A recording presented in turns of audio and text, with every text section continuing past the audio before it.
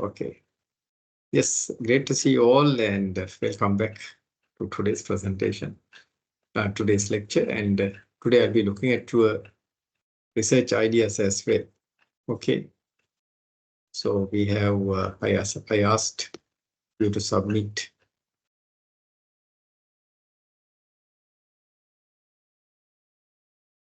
your research ideas. In fact, at least five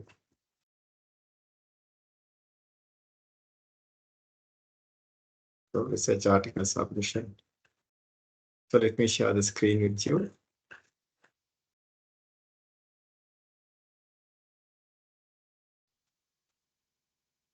Can you see my screen, Puta?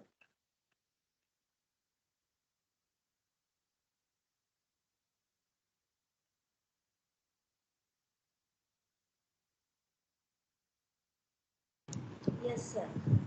Okay, great. So we have 12 students right up to now. So let me go to the research article submission. Okay, yes, I asked to submit in this format. So let's see how many guys have submitted. Okay, 55 people have submitted. So let's see who has submitted on time and off time.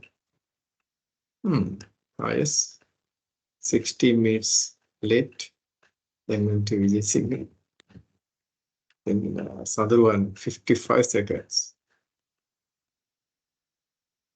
Okay, so yes, almost all have done it properly because they are submitted on time.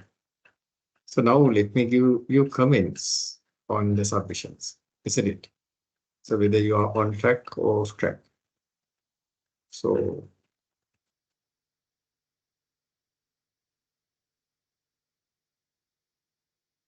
let me download all.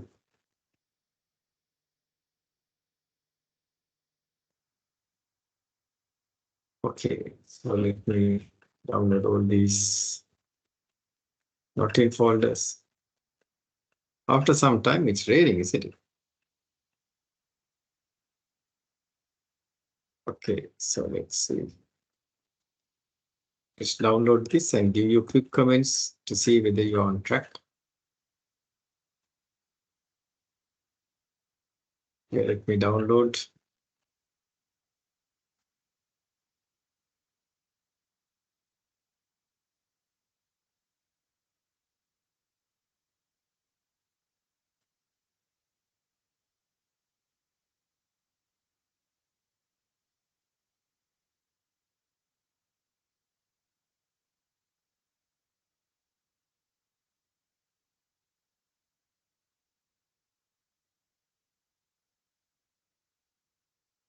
Okay, download it. So these are the files I have got.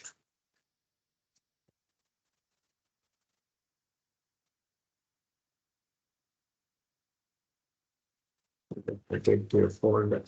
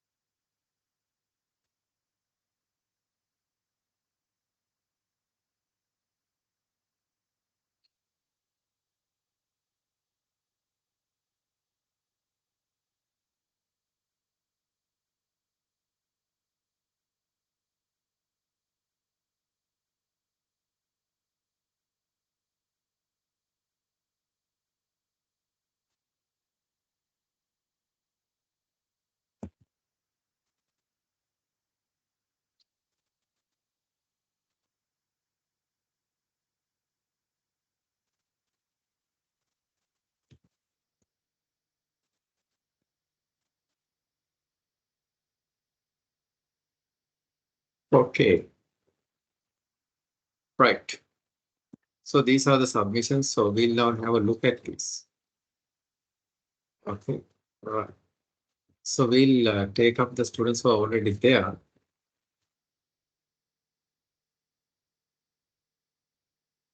We can see Kalutantri is there. Kalutantri, are you there?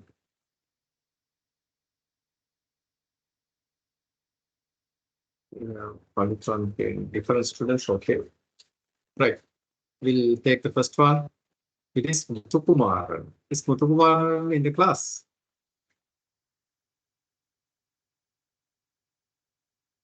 Muthukumar. We'll see what Muthukumar has submitted.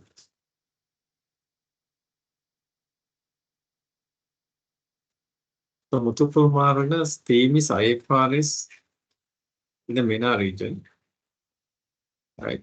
So we'll see what Muthukumar has submitted.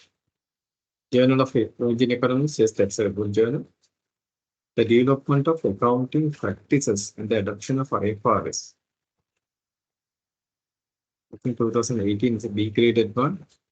But however, Bhuta, the issue is that this article is quite old. And already in Sri Lanka, we have adopted IFRS. Then Asian Business Review, the association between internal audit department characteristics and IFRS compliance. Then Accounting Research Journal, factors influence the adoption of IFRS Islamic banks. So, implementation in Saudi Arabia, evidence from publicly traded companies. So empirical evidence of the sustainable suitability of IFRS in emerging markets. This seems interesting. Whether we could see the suitability of IFRS in emerging markets. I think still it's an appealing topic. And I recommend Muthukumaran to do your literature review on this area, meaning that you can focus your research proposal on this area. Okay, I think Muthukumaran might not be at the lecture, but I hope Muthukumaran will listen to this lecture and then your topic, right? I suggest on this area. So what I'll do is I will create an Excel file. Let me put the first person, say Kumar.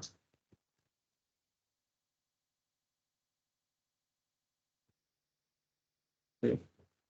So Muthukumaran, so this is you, and your possible topic could be that, which I already told you.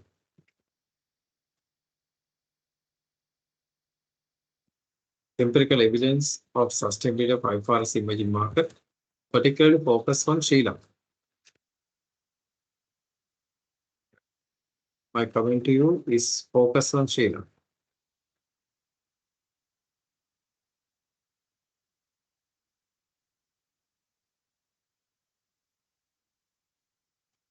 Student, then area, topic, then comments. So I suggest you to focus on the Sri Lankan context, right? The suitability of IFRS in emerging markets, particularly in Sri Lankan context. Right, Putha? Now, so now based on this, you do a literature review. Take about 15-20 articles and you can review. Okay. So that's for Muthukumaran. Muthukumaran, congratulations. You have got an area for your investigation.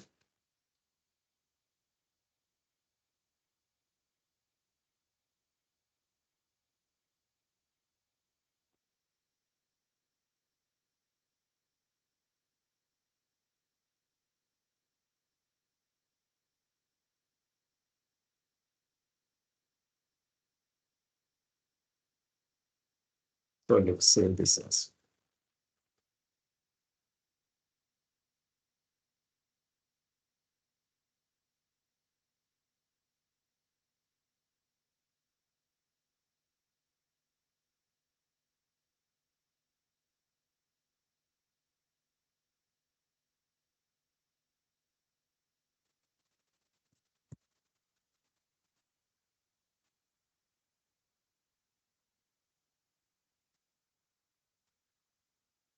Yeah.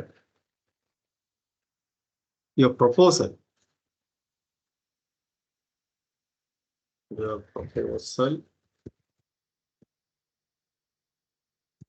should offer some solution. That's my comment. Right. So Muthukumar, congratulations. Is Muthukumar there? Then we'll tell Surya Rachi. Is Surya Rachi there for that? Yes, sir. Excellent, excellent. Very good. So let's see what Surya Rachi has got. Because now you need to get a research, a very specific research area, so I'm helping you. She has got some very interesting ones. Stakeholder engagement in sustainable reporting by Fortune Global 500 companies, a call for embeddedness. Then we have stakeholder engagement in sustainable reporting, a classification model. Stakeholder relationship engagement in sustainable reporting. Stakeholder engagement, disclosure, sustainable reports, and evidence from Italian food cup. So you are interested in stakeholder engagement, no? The quality assessment of stakeholder engagement, disclosures. Key issues and challenges stakeholders. I think this is a nice one. The study of Australian local councils. So I recommend this one. Issues and challenges.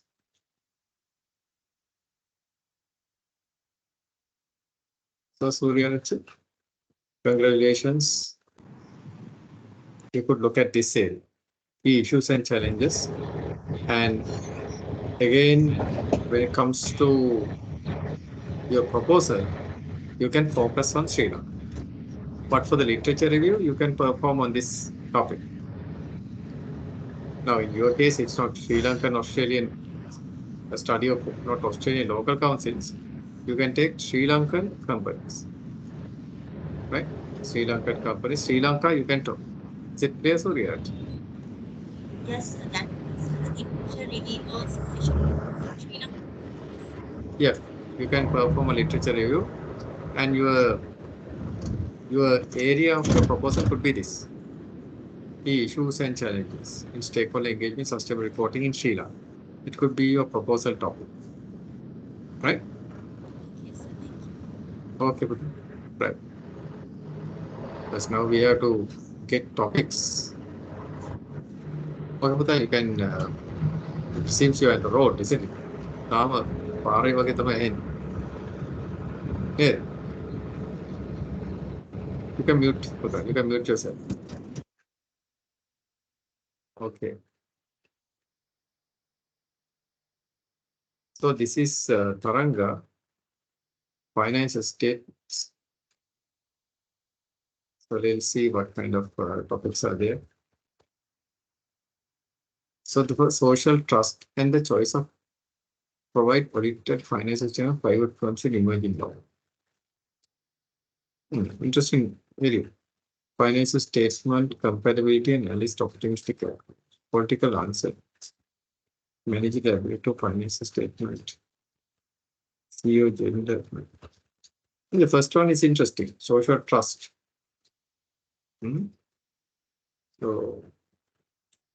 So you can choose your topic as social trust and the choice. Provide audited financial statements by private firms in emerging markets. So this is by Taranga. So Taranga. Taranga, is it? I can hear one student's mic is unmuted. The student getting a mic. It's Fonseca.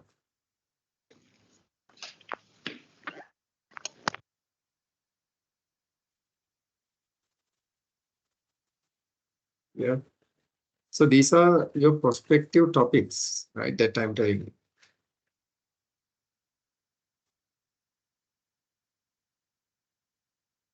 You can think of this as your topics areas, because now we have to see what are going to be your areas based on your own selections. I'm just suggesting that. Then you can base your proposal on this topic as well as then continue your research. Isn't it? Right. Okay. Then we'll go to Sandharwan. Sandharwan, are you there? Yes, sir. Okay, great. You are the only person who was yet in a settled environment. So let's see what Sandharwan has got.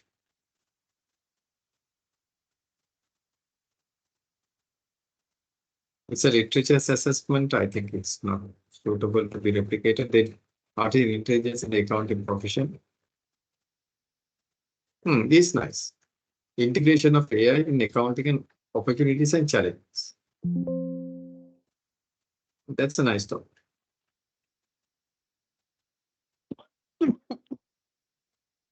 So good luck. So when you are going to now do a literature review, focus on this topic. And you can listen to my last time's video to do how to do a literature. Is it? Okay, so sure, yeah. Okay. So my students have got some very interesting topic, AI. Then Galle.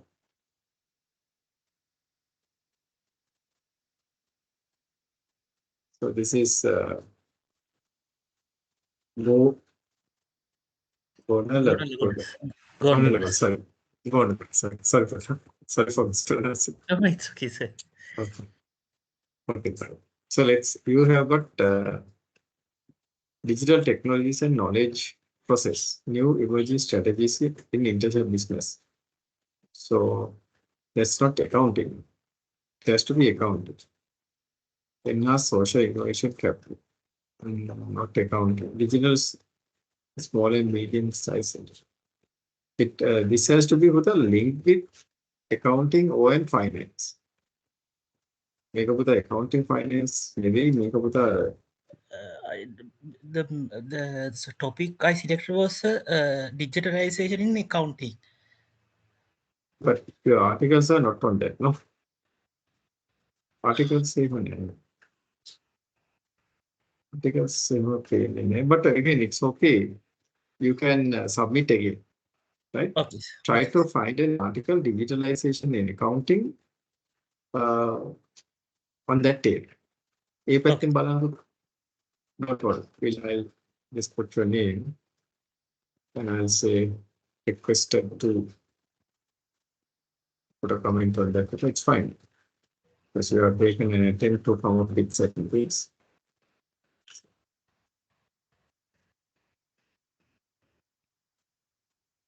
So let's go here.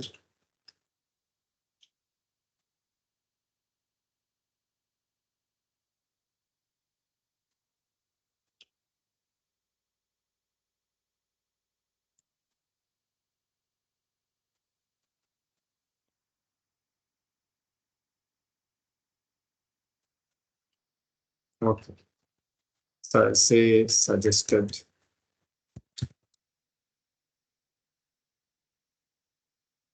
Fine. Article. Oh,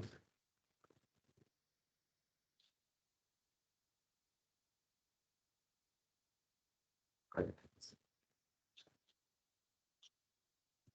Great. Okay, then. So it's okay. Fine. No problem. You can check that. No harm. Okay, then let's go to the next person. So because now you need to get topics. If not, how can you do your literature review? And how can you come up with your research proposal? So then we have again HP. Not again, Srilanka. So we'll take HP Srilanka. Is HP Srilanka there? Yes, sir. You know. Very Yes, good. Okay, no worries. So we'll see what you have got in.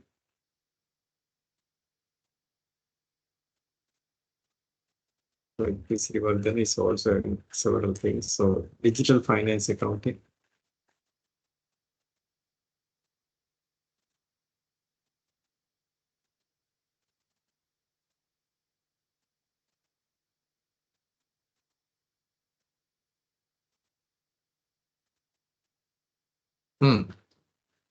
So intangible assets.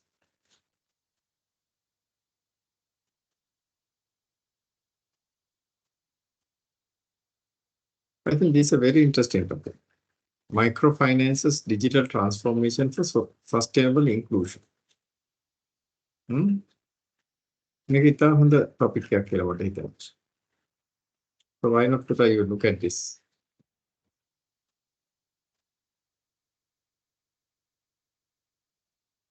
Okay, the microfinance and digital transformation. Maybe should come. And you can focus on the Sri Lankan situation. Kirivatan, is it clear? yeah, yes. Good. Nice topic. Congratulations. Thank you. And let's see the next person.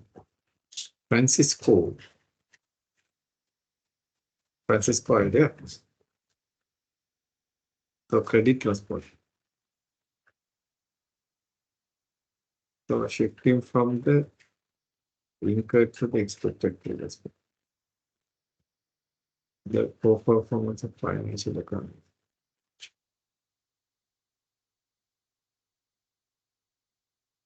Exploration model of credit risk.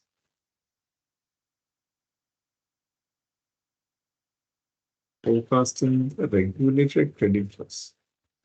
Now let us go. So not a research.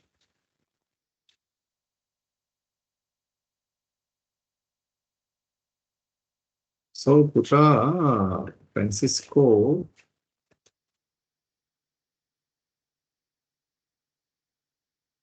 I would suggest Putra to try to find a more better topic than this. If there's only one model, the credit loss model, and so I would also give you the opportunity to resubmit. Don't worry, it's not going to reduce any marks, but again, it will allow you to find a better topic. If not, you'll be in trouble. Because credit loss model is only a very tiny area of that particular IFRS. So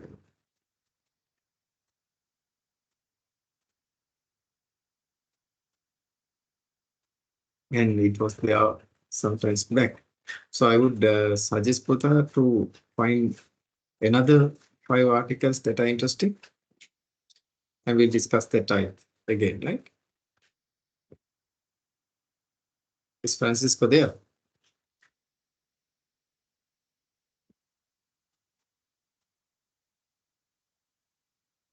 Francisco seems not there, don't worry. So I recommend going through this video again for the people who have not, because it's, of course, I could understand it's raining cat and dogs.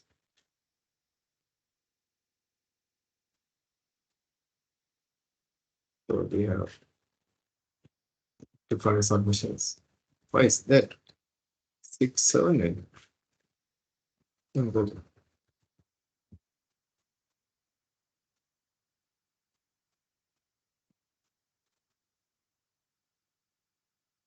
Why?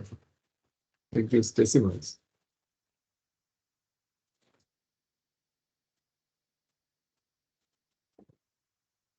You know what? Right.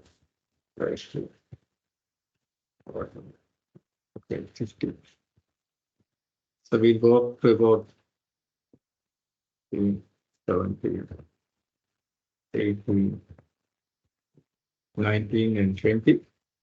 We have 55 submissions. So based on that, we'll try to find good topics. Right. So we got this Francisco. Then we have Fernando. Is Fernando there?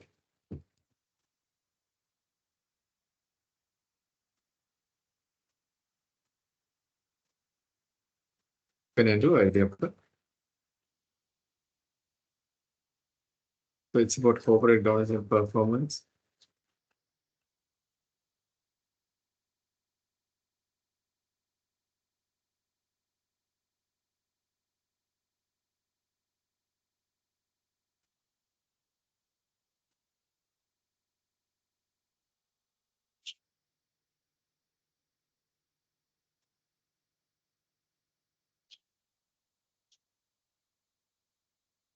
This is interesting. Managerial ownership and board independence.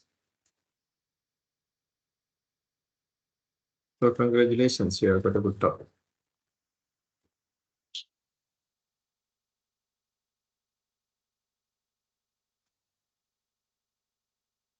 So we have got up to now, we have gone up to 7 students submissions. And I could see 5 students have got topics and others also could get good topics, of course.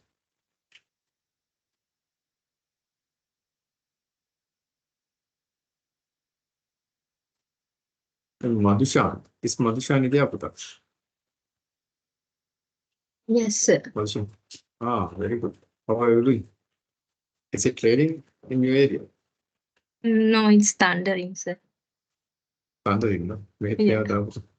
Mena Maharagama, I mean Maharagama, so it's raining and thundering. Both.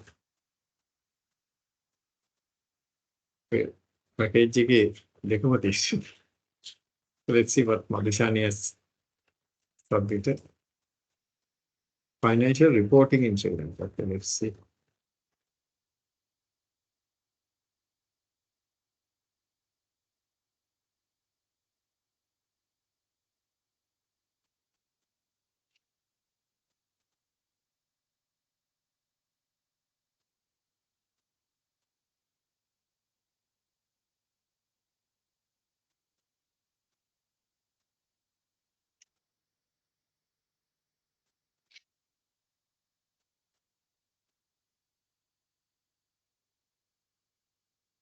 This will be interesting. Factors influence sustained reporting. Nice topic. So you could think of this topic. Factors influencing the sustained reporting by Sri Lankan companies. I think it was done some time back, but still it an appeal, right? So with the new standards that have come up, I could think of that again. Okay, Madhushani, congratulations. Now read about this, do the literature on this area. Okay, factors Okay, sir. impacting the sustainable reporting. Right, good. Right, then let's go to the next topic. Next person. We have Madhuvansh. Madhuvansh, are you there?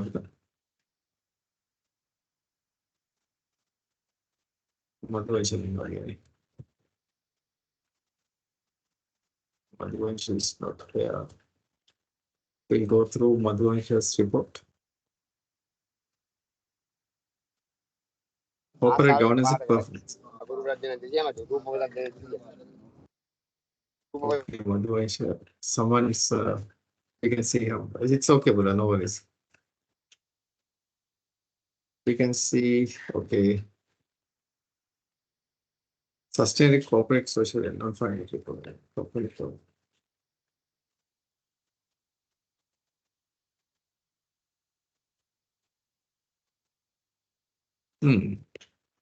Interesting.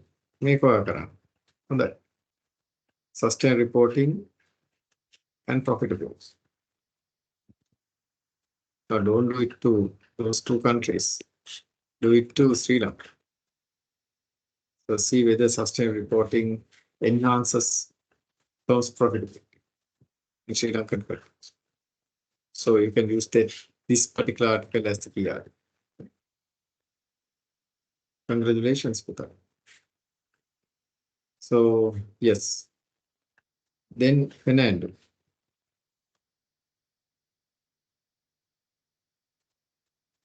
Is Fernando there?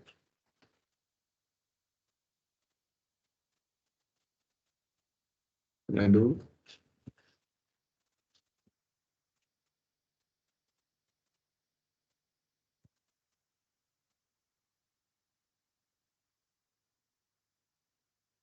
Fernando Puta.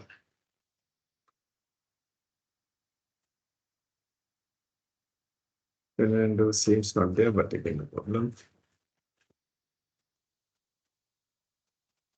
Tax planning.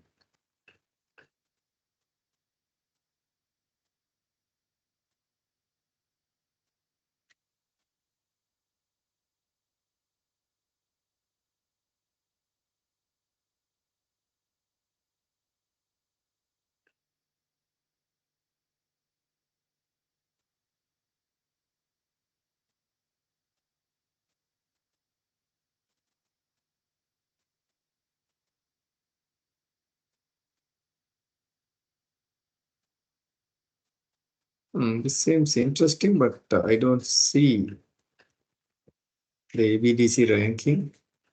I don't see the emerald, mentioning of emerald. Nothing is there.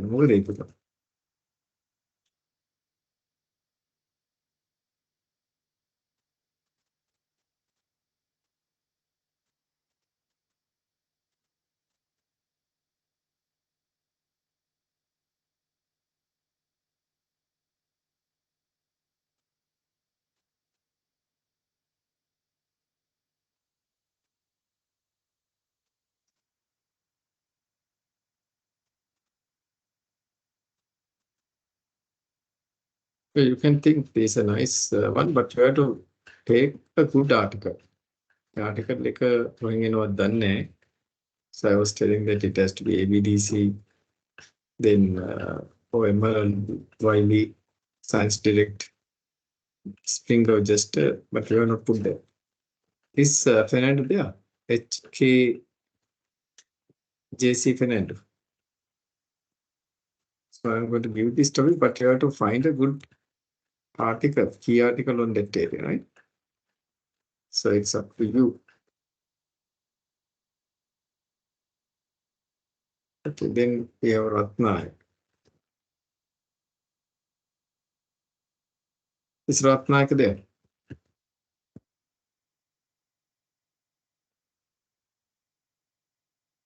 We're going to see what Ratnayak has here.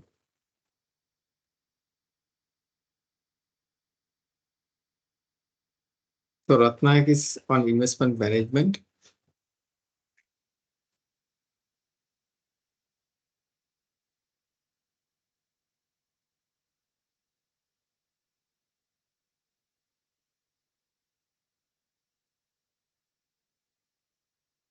The first one is good. Behavior of fund managers in Malaysian investment management industry. You can see behavior is fund manager in Sri Lanka, isn't it? Are they behavior, behavior, or what kind of factors? Seems an interesting topic. Congratulations, Putan.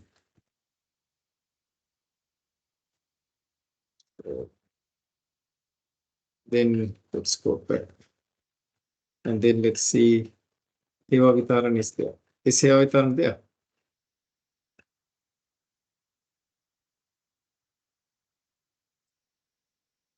Heva Vitaran in the lecture.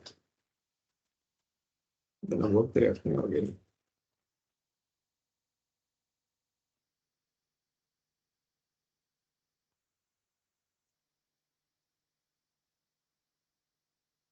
So that is Heva Vitaran. We'll open what Heva Vitaran means got.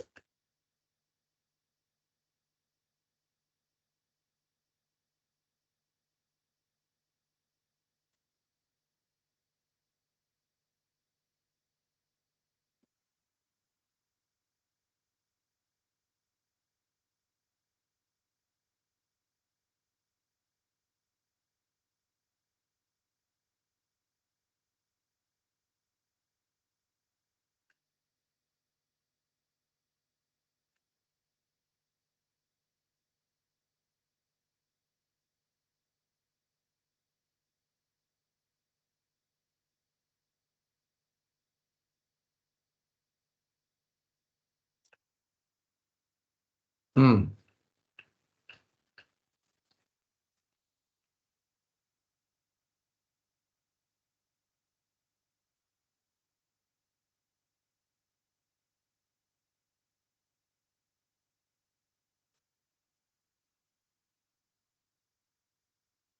So we have corporate going concern report.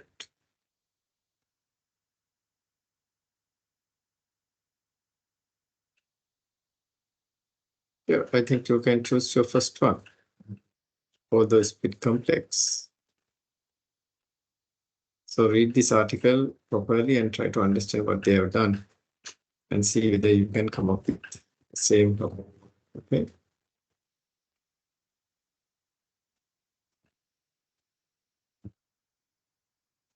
Right.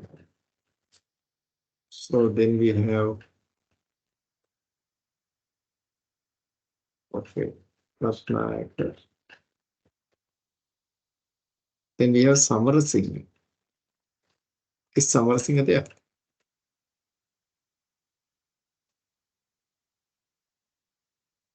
උත්තරයක් ළමයි නෑනේ.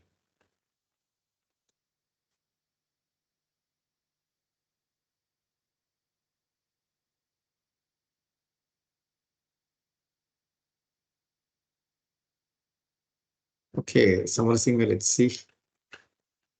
What's your situation?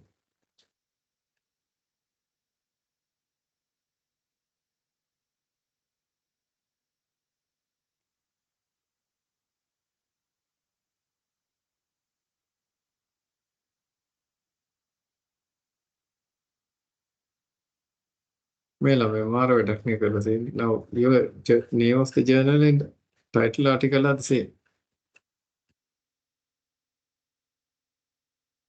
Journal of Public Economic Theory, Journal of Public Economics.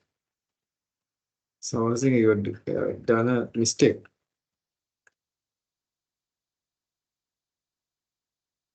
So try to also, no, it cannot have economic. It has to be something in accounting or and finance.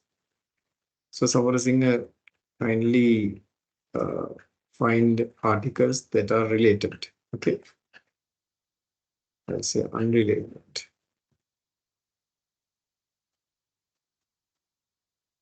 Articles.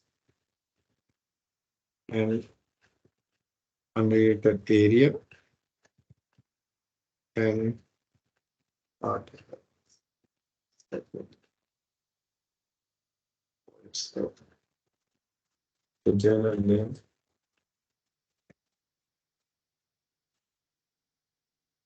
equals article. So that's an issue. So I was thinking about the theory name again. But Samarasinghe, it's okay. You can make mistakes, but don't try to repeat that. Then we have Pushpika. Oh,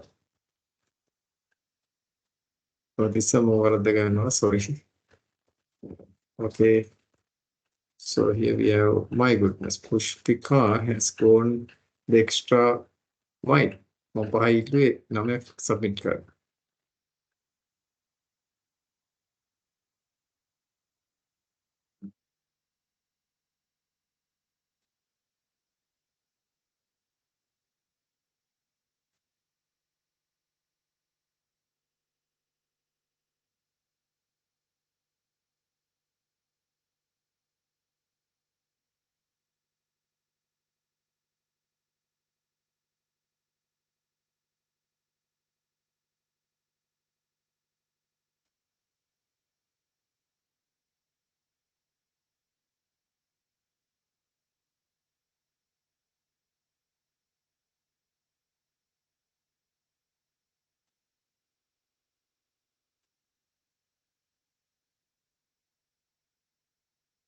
Is good. Determinants. It's already done, but again, we can take new evidence now.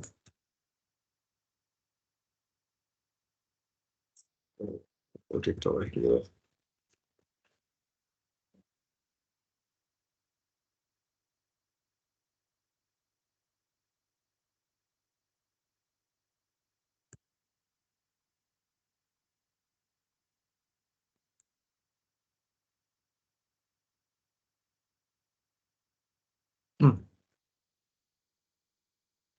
So interesting topics. Then 15, one.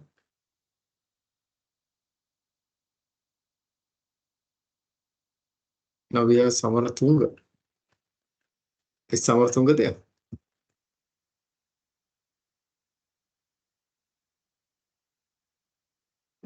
Now.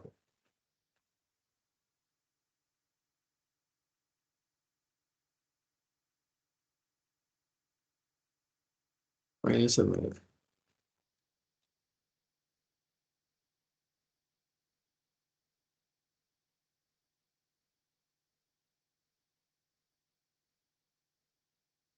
These are some literature reviews, Buddha.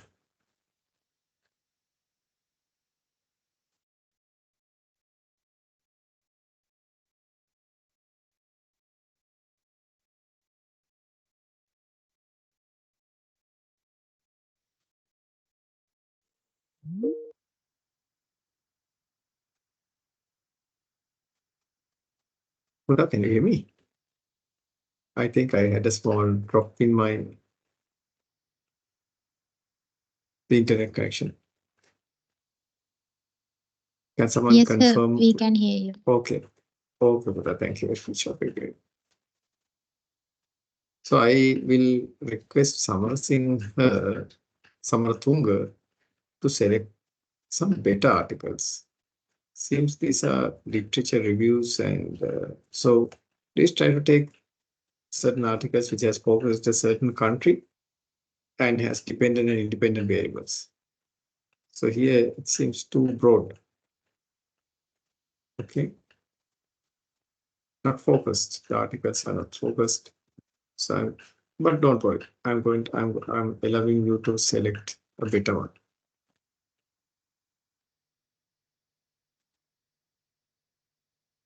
Suggested.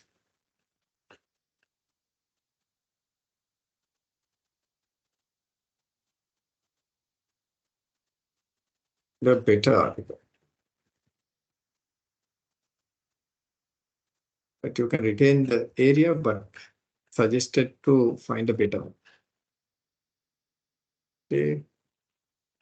Right, let's go to Almeida. Is Almeida there? Yes, sir.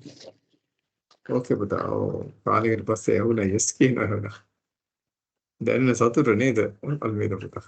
So good. You are very good. Let's see what Almeida has got.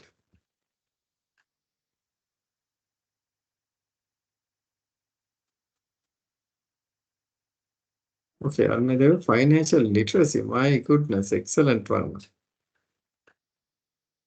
Thank you, sir. ඒක හරිම promising area.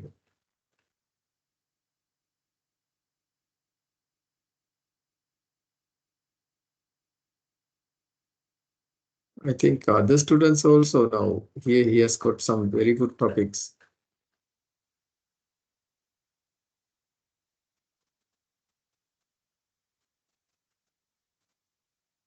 I think you can select this one. Financial literacy, financial development, and leverage of small firms. Right, so I think that's a very, very good topic. Congratulations, Alba. Thank you, sir. Okay, and in his other articles that he has shown, right, in fact, there are some others that others could choose now.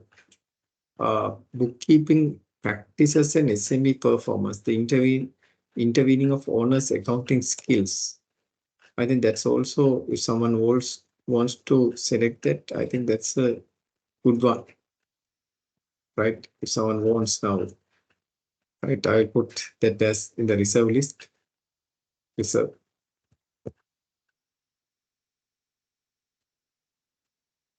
Right? Someone wants to select this article, you can.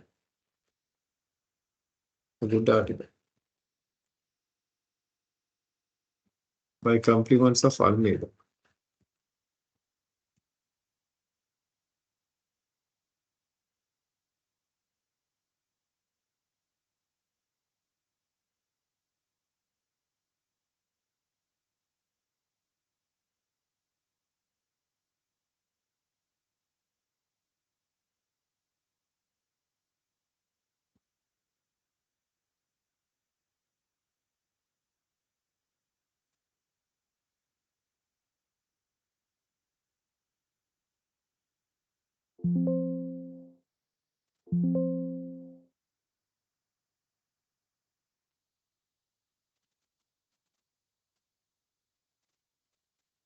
Let's go and see what's this article. Hope it's not from procedure. It's a ensure karagana.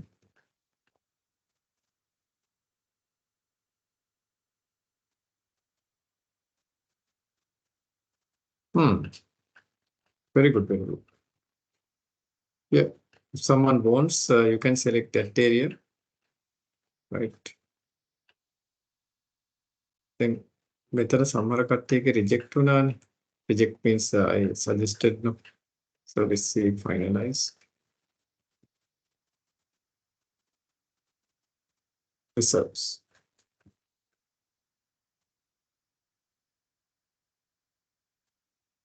So if someone wants, now we had 2 students. Actually 3 students, their articles were told to be looked again. If someone wants, you can.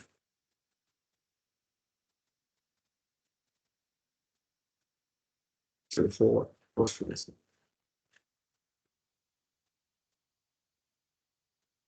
These are fine.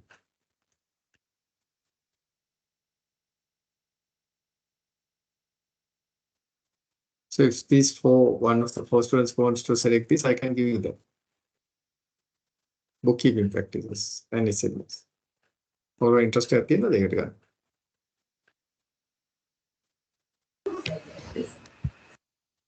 Yes, Hello. who's this Putha? Yes. I'm going to look at sir. I will take that topic, sir. Okay, great. So Putha, I'm going to give you that. So yes, great. Great. Putha. Thanks. So over Putha. Okay. All right. I'm going to put it here.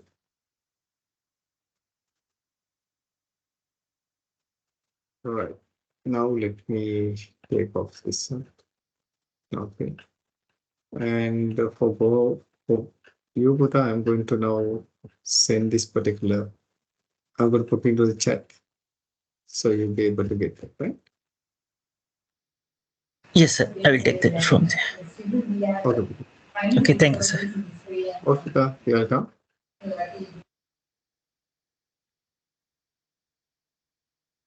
Okay. So I have put that to the chat. So for that, Buddha, so you can take it. Good luck with it. Okay. So actually, that's gone. It's always gone. How long it's there? Then we'll see another article of Almeida that can be taken by someone else.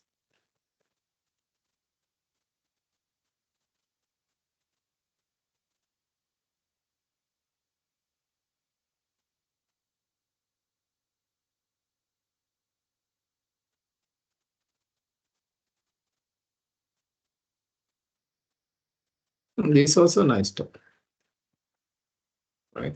Influence of financial resources on sustainable performance is SMEs in emerging economy. The role of managerial firm, so I'm going to put that into the reserve list.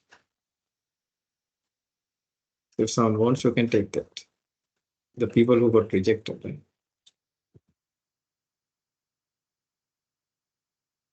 I think we need more information.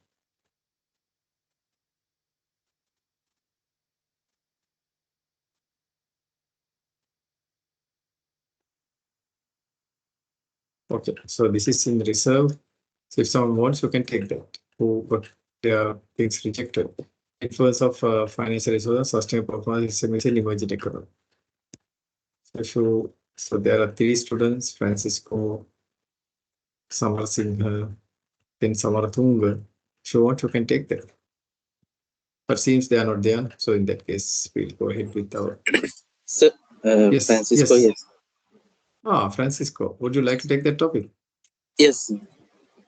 Is it okay? You got to come to the. No issues, sir. No problem. No, and then I'm going to put that, right? And I will send that information as well. Thank you for that. So Francisco's thing is also now resolved. And for Francisco, what I'm going to do is I am going to now put this article to your viewing pleasure. Okay. Okay, sir. Okay.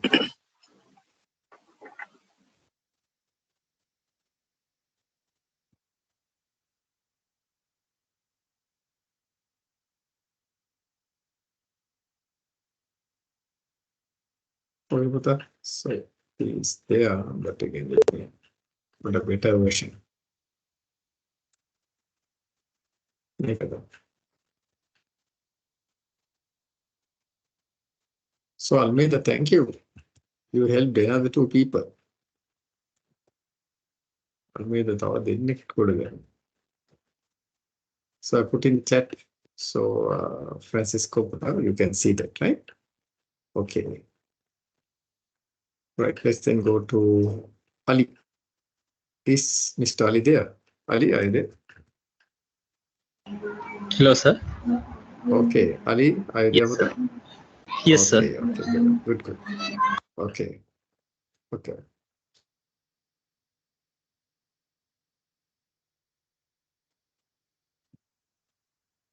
Okay. This is Ali. Let's see what Ali has got here.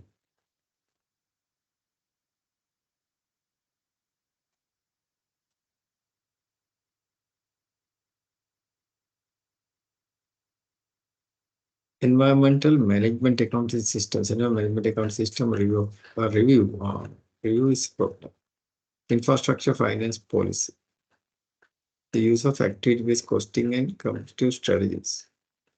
Impact on firm performance. Cost-based price and value-based price. Increasing the efficiency of delivery operations. Time given activity-based costing model.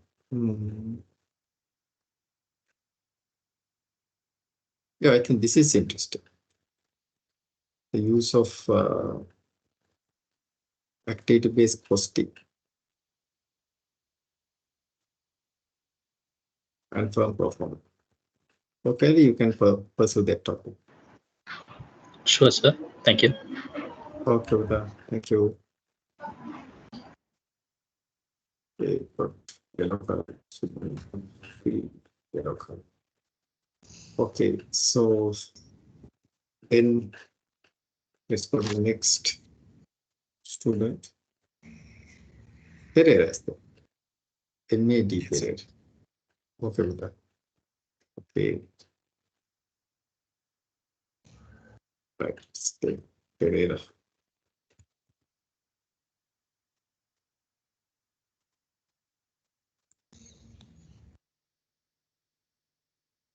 Please suggested.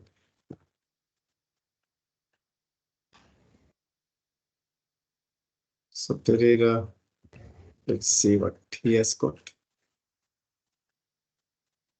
Pereira has got the role of internal audit that's very interesting. Issues and risk of challenges for auditing crypto. Auditors, auditing industry range and audit quality, IT governance and IT control. Ethical preventive fraud. I think these topics are very nice. So yes, Uta, you can. These are good topics. The role of internal audit in fraud prevention and detection. Or if you're interested, you can even choose this detecting and preventing fraud with data analytics. What you prefer? This one or this? One the of first, them. the first one is First one. preferred. Okay, Yeah. okay, good. No problem. So we'll have it. Right. The other one can go to the reserve list. So yes, I think this fifth one is an excellent article. So I'm going to put that to the reserve list. So if someone wants, you can select that. Reserve.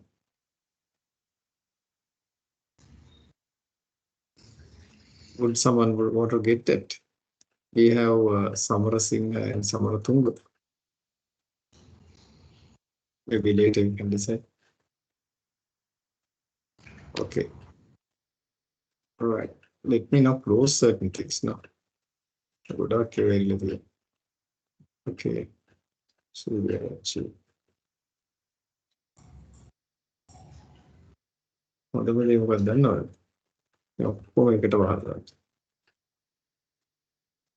Also, Windows and say to also. Also.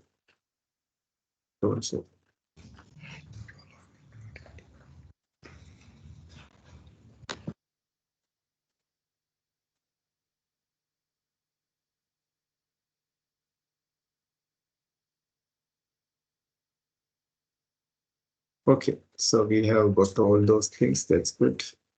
So then suggested topics, that's these suggested areas. So let's take a fresh instance.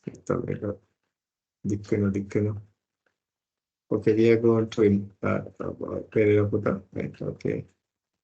So we'll see Pereira.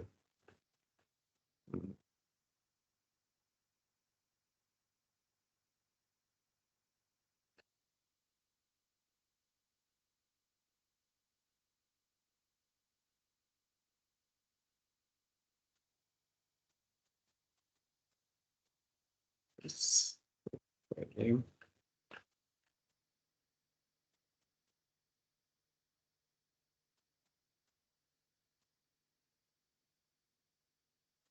Okay. No more. That's a problem. Okay. Now we have to go random. We'll try to sort it by this. Okay. And we'll put a small protection over here. So just to see there are no duplicates. Okay. Now if I try to take someone is already there, then it will tell me. Okay, then we go to Vijay Sundar. Right. This is the best way to get this. Okay, let's take Vijay Sundar. I think person is not taken indeed. It would have been red color if taken. Right. Is Vijay Sundar there?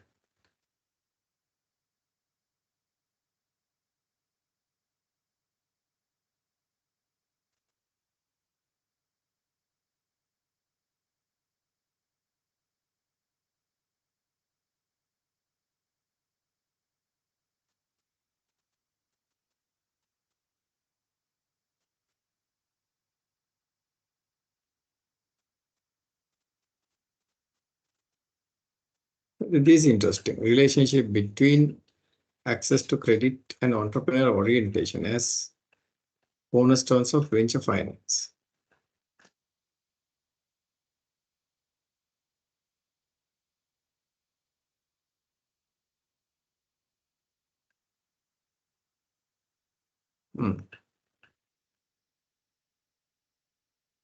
Out of the topic, that's the most because working capital management has been done enough,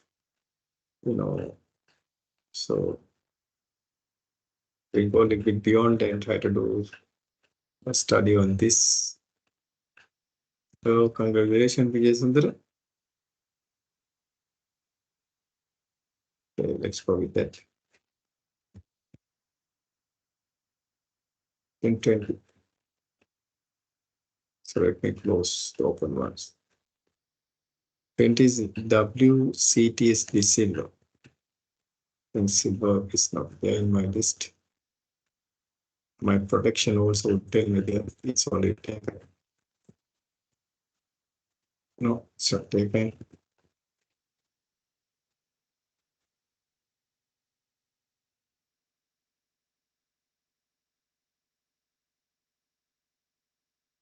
Okay. Tax policy. Systematic literature,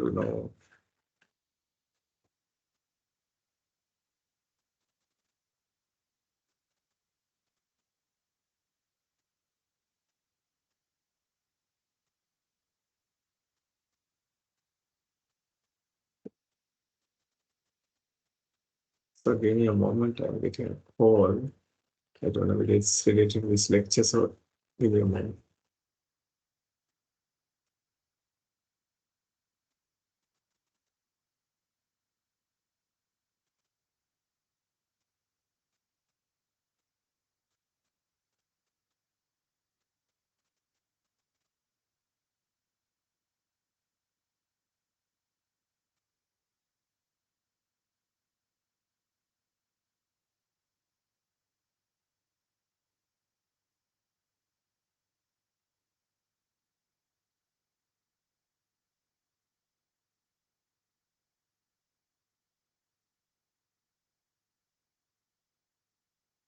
Okay, so I asked that person to contact me again.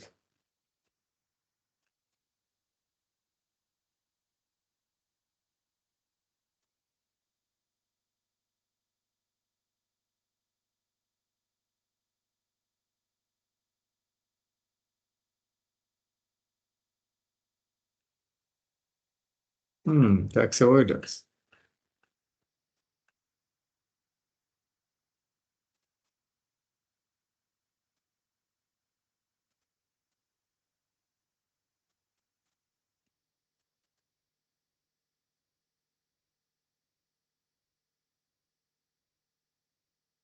I think this topic is interesting. Corporate tax is tax transparency is the solution.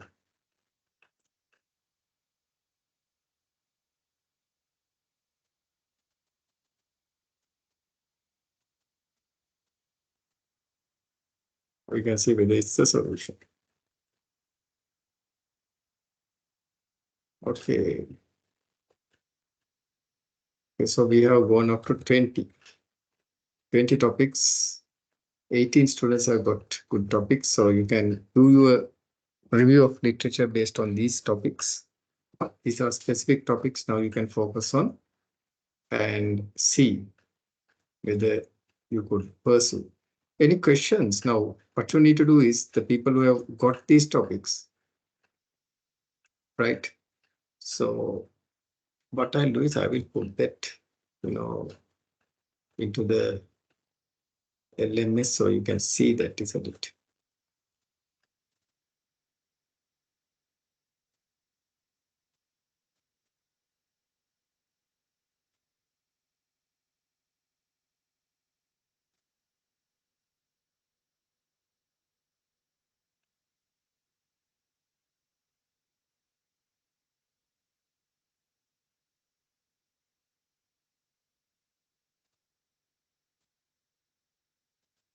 Right. So now for the students who received this, what you need to do is you have to now start your literature review on the given topic.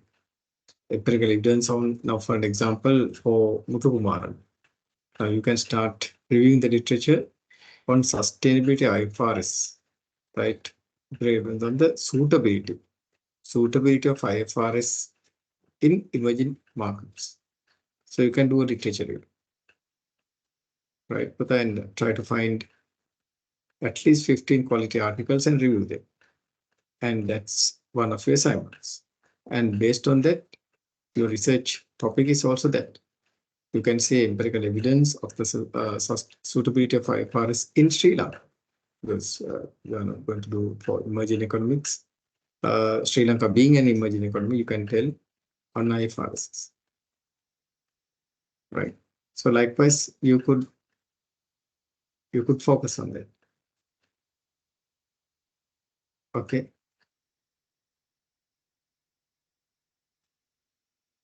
Any questions related to this? And yes, what I wanted to do, I'm going to make it a Google Sheet. So you can all access and see what are the given topics to you. And it will be a living document as well. So let's say sheets. Yeah.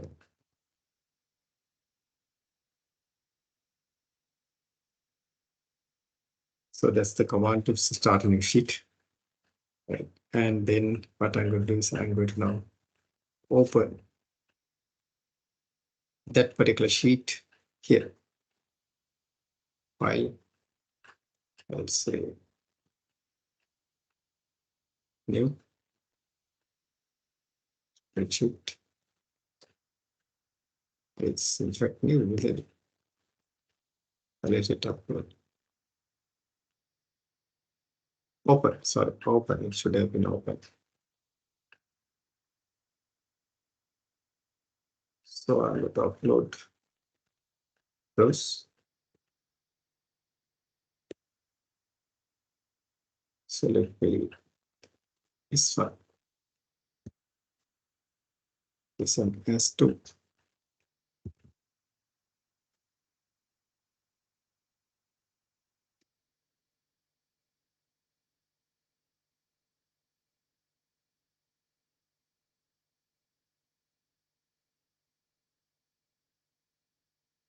Okay, so these are the ones that have.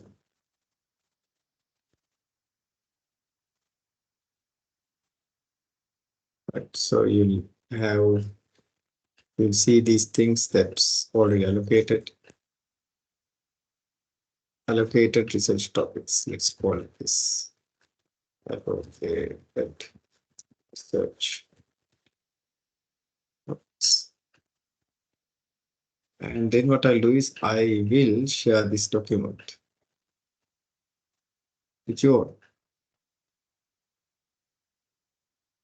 So I'm going to give you to all what to view. First, so copy link, done. And first I'm going to show you that rule.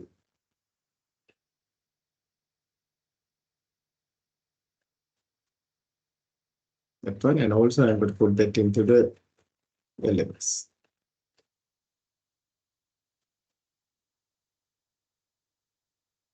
So this LMS, and here let me come to the submission. And on the these assessments, and yeah, these the announcements. So on the course outline, I will put this particular. So you all will have access to this stuff. Turn editing on.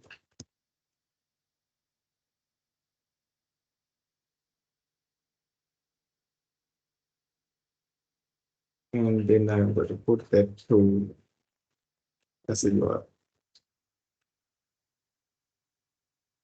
So say allocated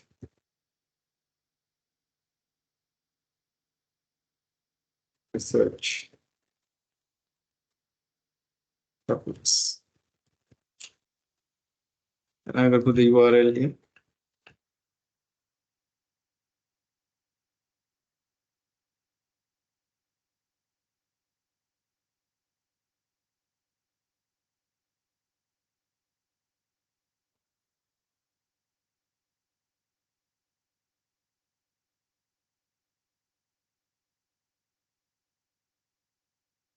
And this file. And save it. So you have also got access to this particular file. Allocated research topics. So it's so important. So what I'll do is I will take it up. Maybe I put it under the course outline, the first one. Or even under announcements. It's so important, isn't it? Right. Announcements other than the perfect. So I put it under announcement. See whether you can access that through the elements, allocated research topics. You can see that.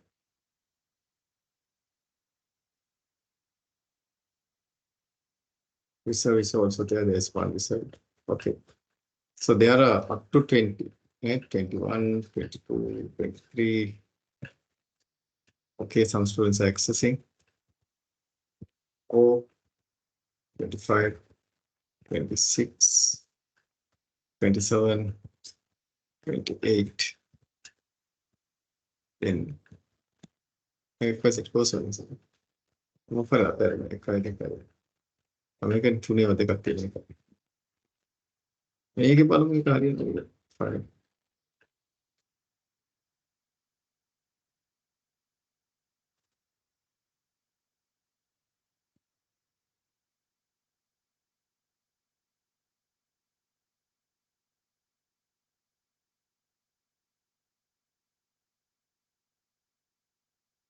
Now it's correct. Okay, have you got access for that?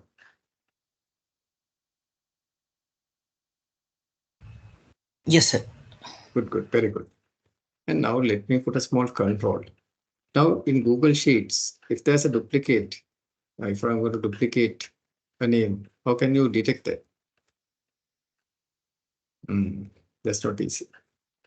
Go to Google and ask it. Duplicate in Google Sheets. So it's a little bit pain in somewhere, but again, right. This is how you're going to do it. How you're going to do in Google Sheets, how you're going to find a duplicate. But it exactly tells how to do that. Condition, you have to go to conditional formatting. Then you have to go to custom formula. And then you have to put a formula like this. So this is the formula that you have to put. I'll show you how to do it. So this is also like you select the particular sheet, the row, the column, and go to format, then go to conditional format. And there you have got here, then you can see custom formula. Then give the custom formula. Maybe it will work or maybe not. Let's see. B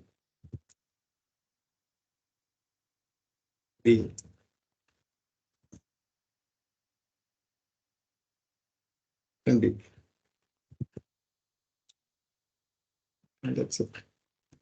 So we'll have to do a small change. I think it should be B1.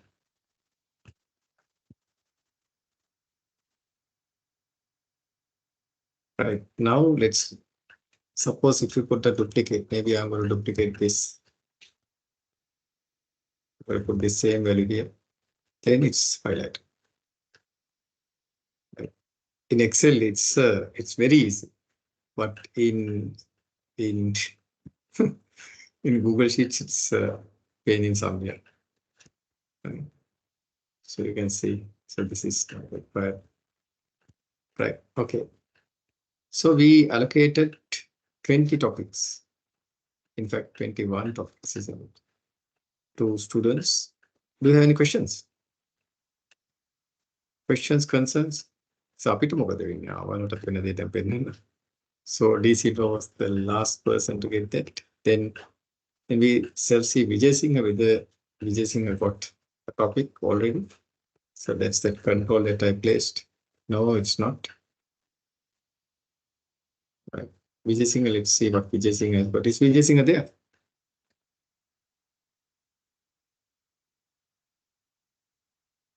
Okay, corporate governance and performance. Yeah, nice topic. Tutu Pawani Galle. The sustainability better. Yes, medium-sized firms. So Vijay Singh, congratulations, you have got a good topic. Other make it done. Then the internet. Now I'm going to update this so you get online and real-time updates. So Vijay Singh, congratulations. Vijay Singh, I thought the topics they know and thought reserve it.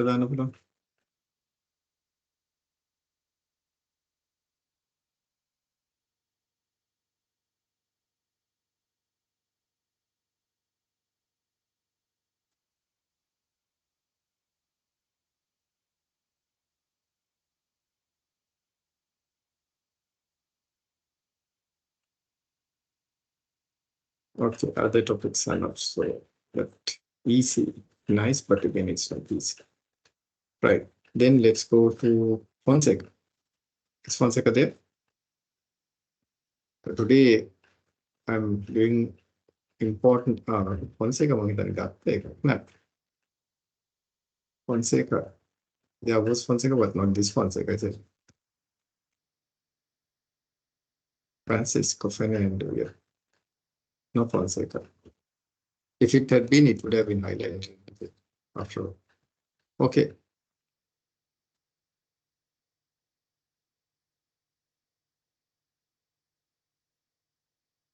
So this is accounting and taxation by Fonseca.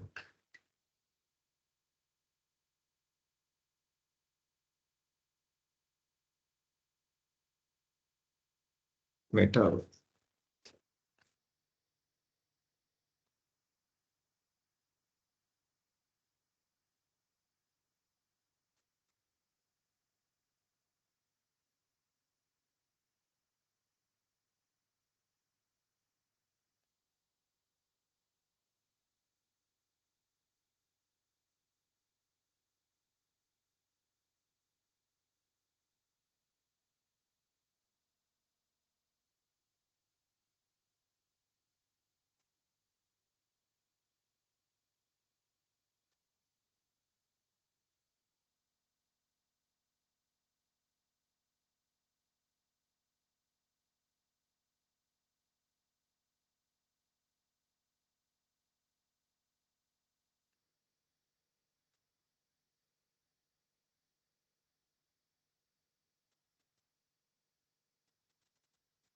Better, I would say, Puta Fonseca to find a new set of articles. Okay. So I'm going to allow you to submit a new set of articles. So I'm going to write it over there.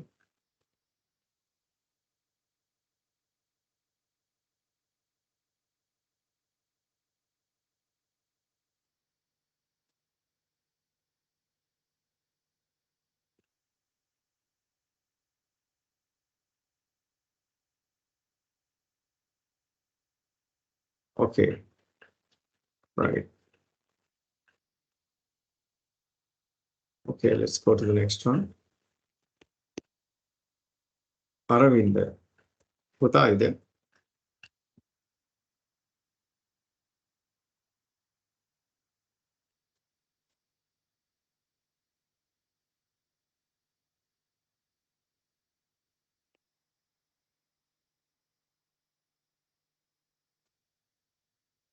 You Aravind?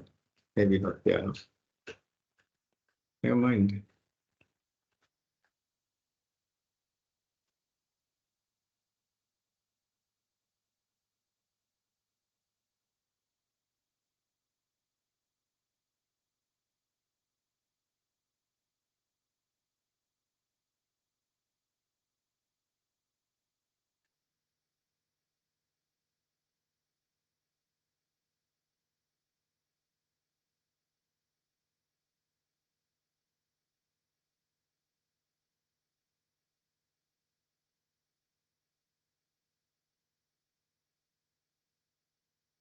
Very nice topic.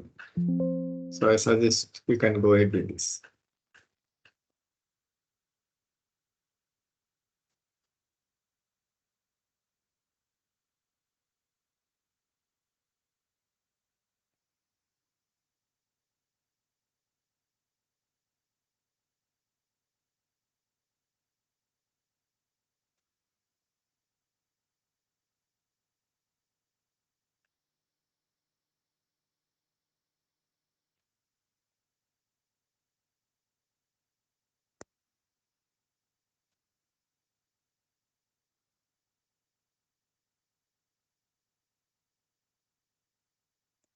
Okay.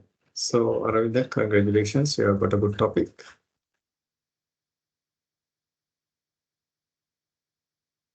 So then let's go to the 25th person.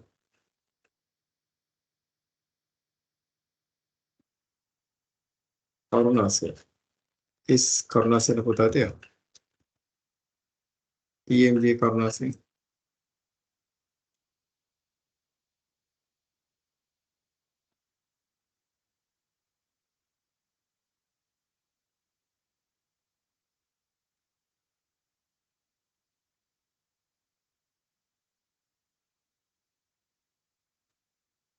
This far as reporting in an organization.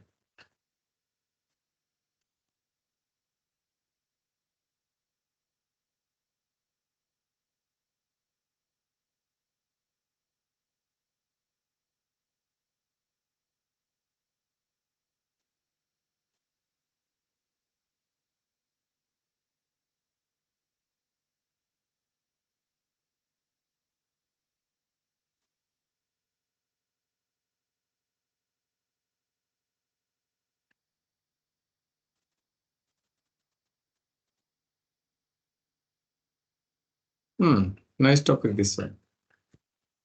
IFRS adoption, reporting and audit fees. Your seventh article says sponsor.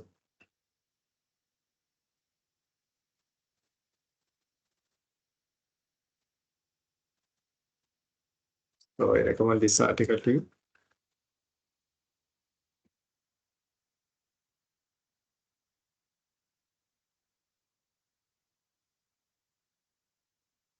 Okay. So we have gone up to 25, in fact 24, 25.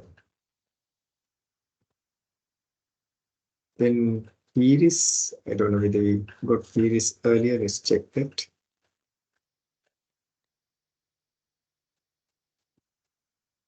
No, Iris has not been taken earlier.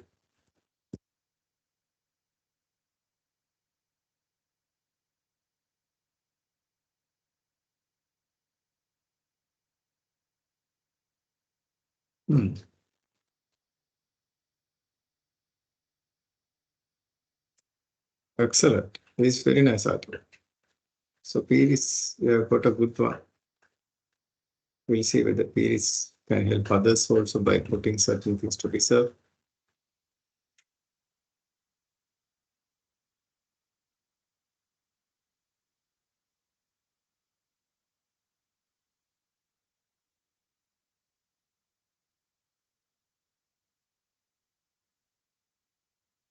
So the Iris has some good.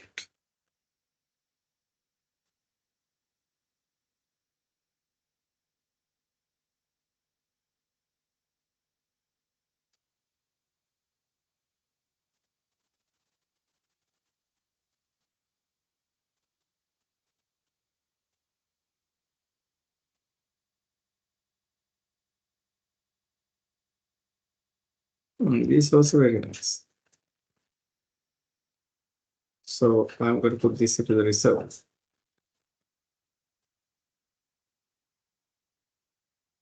Readability.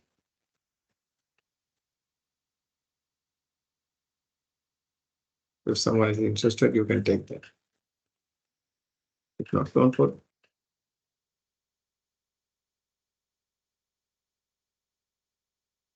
Right. Auditor sustainable. This is also interesting. So Iris has given value.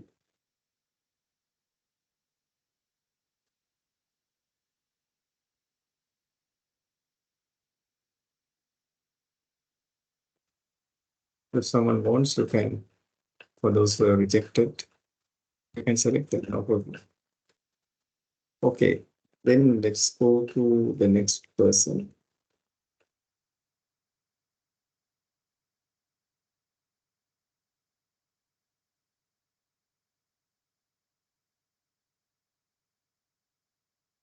Because you need to get topics, if not you, how can you do your assignment?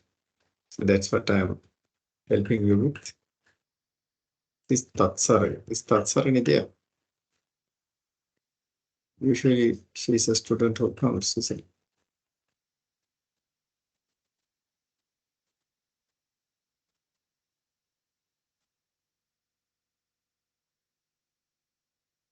Tatsarani.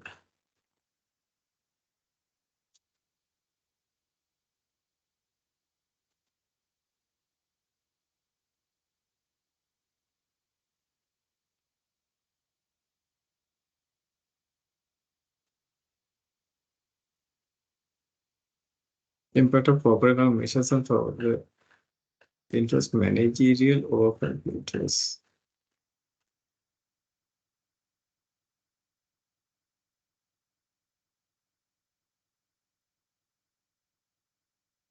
Corporate brand management, export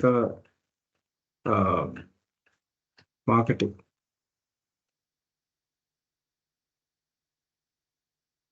Corporate governance, social responsibility. It's a very topic that has been done already several times.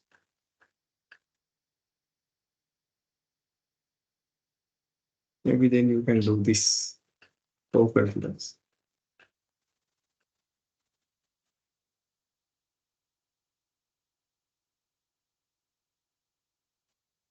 Okay.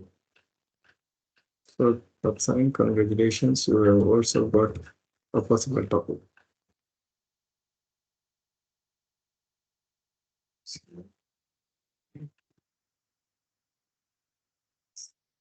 One, two, three, four, 45. It's this would work, I hope.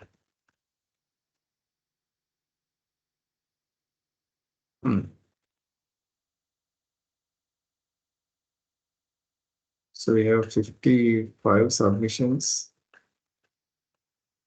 Okay. Now what we'll do is then allocate karate. When there are 55, we have to do the lecture also.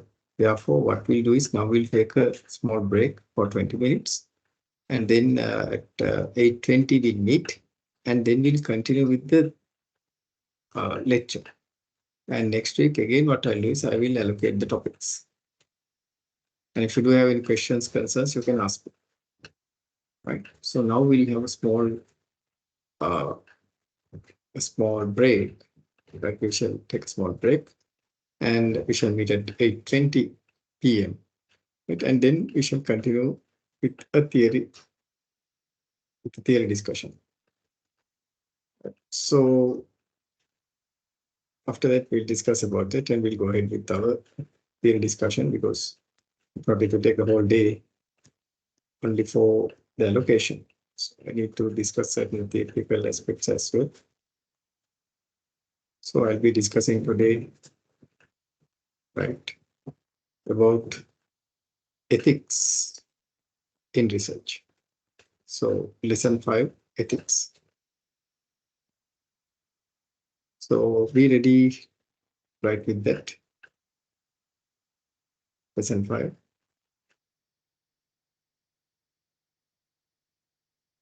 Right. This chapter I will discuss with you. So be ready with this. It's not a length chapter, but it's a very interesting chapter. And also we'll see an experiment that was done in America, right? In the United States of America, how unethical that research or the experiment was, right? How unethical that research was. So you'll see that I will show you that experiment as well. Okay. Right. So shall we take a small break now? And shall we meet at 8:20? Okay.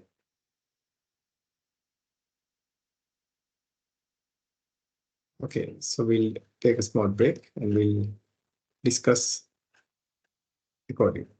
Okay. We'll continue our discussion and we'll move ahead with our discussion as well. Okay, small break. 8:20 we'll meet.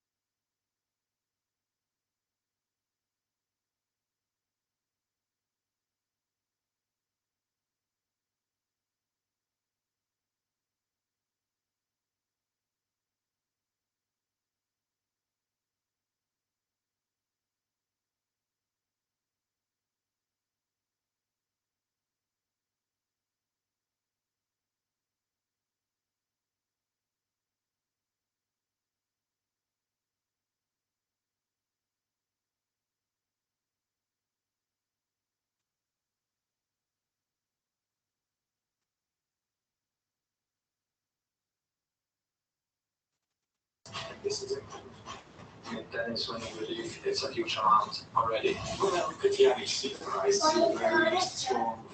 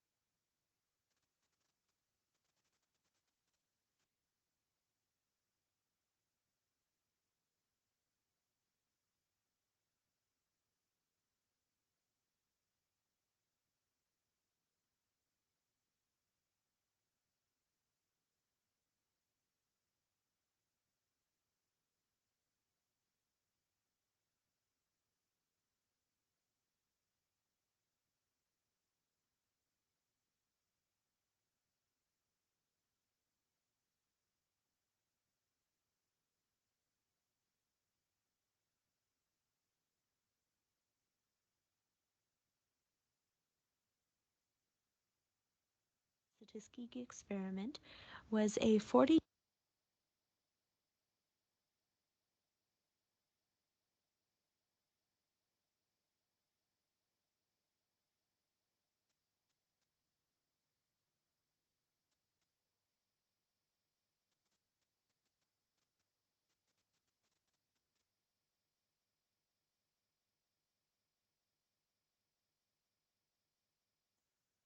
Students, welcome back. Can you hear me? Yes, sir. Yes. Okay, Vata, thank you very much for the confirmation. So, right. Any questions for the allocated topic? I think you could get access, right? Would you get access? Excuse me, sir. Yes, Vata. Who is this, please? Janaka, sir. Janaka. Yes, Vata. Janaka, Sir, what's your problem? sir, could you please upload to the LMS what are the topics have been allocated? I have done that already now. So, Yeah, yeah, because actually just now I I came from office actually. so already I have done it. Uh-huh. The topic Vata here. So if you go here, let me show you. It's already there. ඒක පුතා living document එකක් මම කරලා තියෙන්නේ. It's a living document. You go to the LMS. Okay. Go on the announcements. Mm-hmm. Go on the announcements. Then you have allocated reset topics. Okay, sir. Right. So you can access. So whether if you have already got a topic, if not, Puta, I'll give one next week. So Okay. so Okay, sir. first, not next week. In fact, we are going to meet, I think, on this Thursday, isn't it? I We are think, going sir, to you meet on have this allocated Thursday. for me also. I noticed some topic has been allocated. Then Puta, no problem. Good luck. Good luck. Okay, Good sir. luck. Okay, that's good. So Puta, we'll then what we'll do is we'll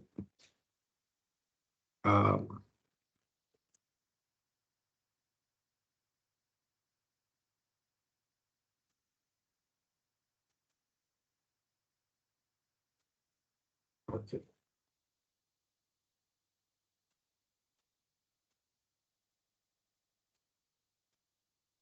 Okay.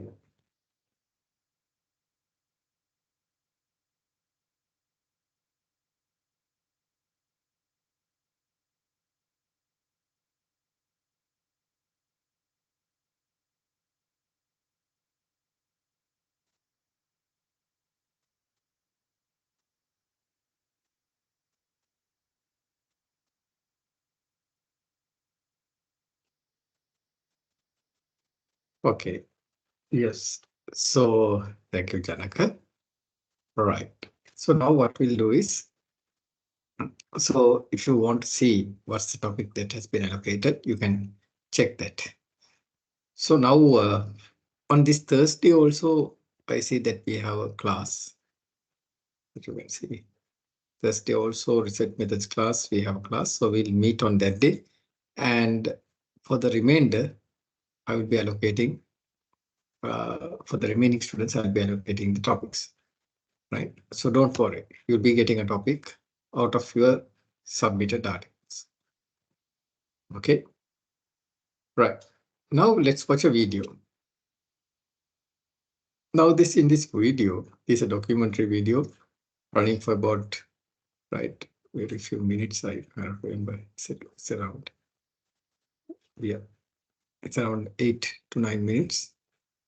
Right, it's about 9 minutes, in fact. So in this video, you will see what in America, what had happened sometimes back indeed. In the super democracy, how they treated people.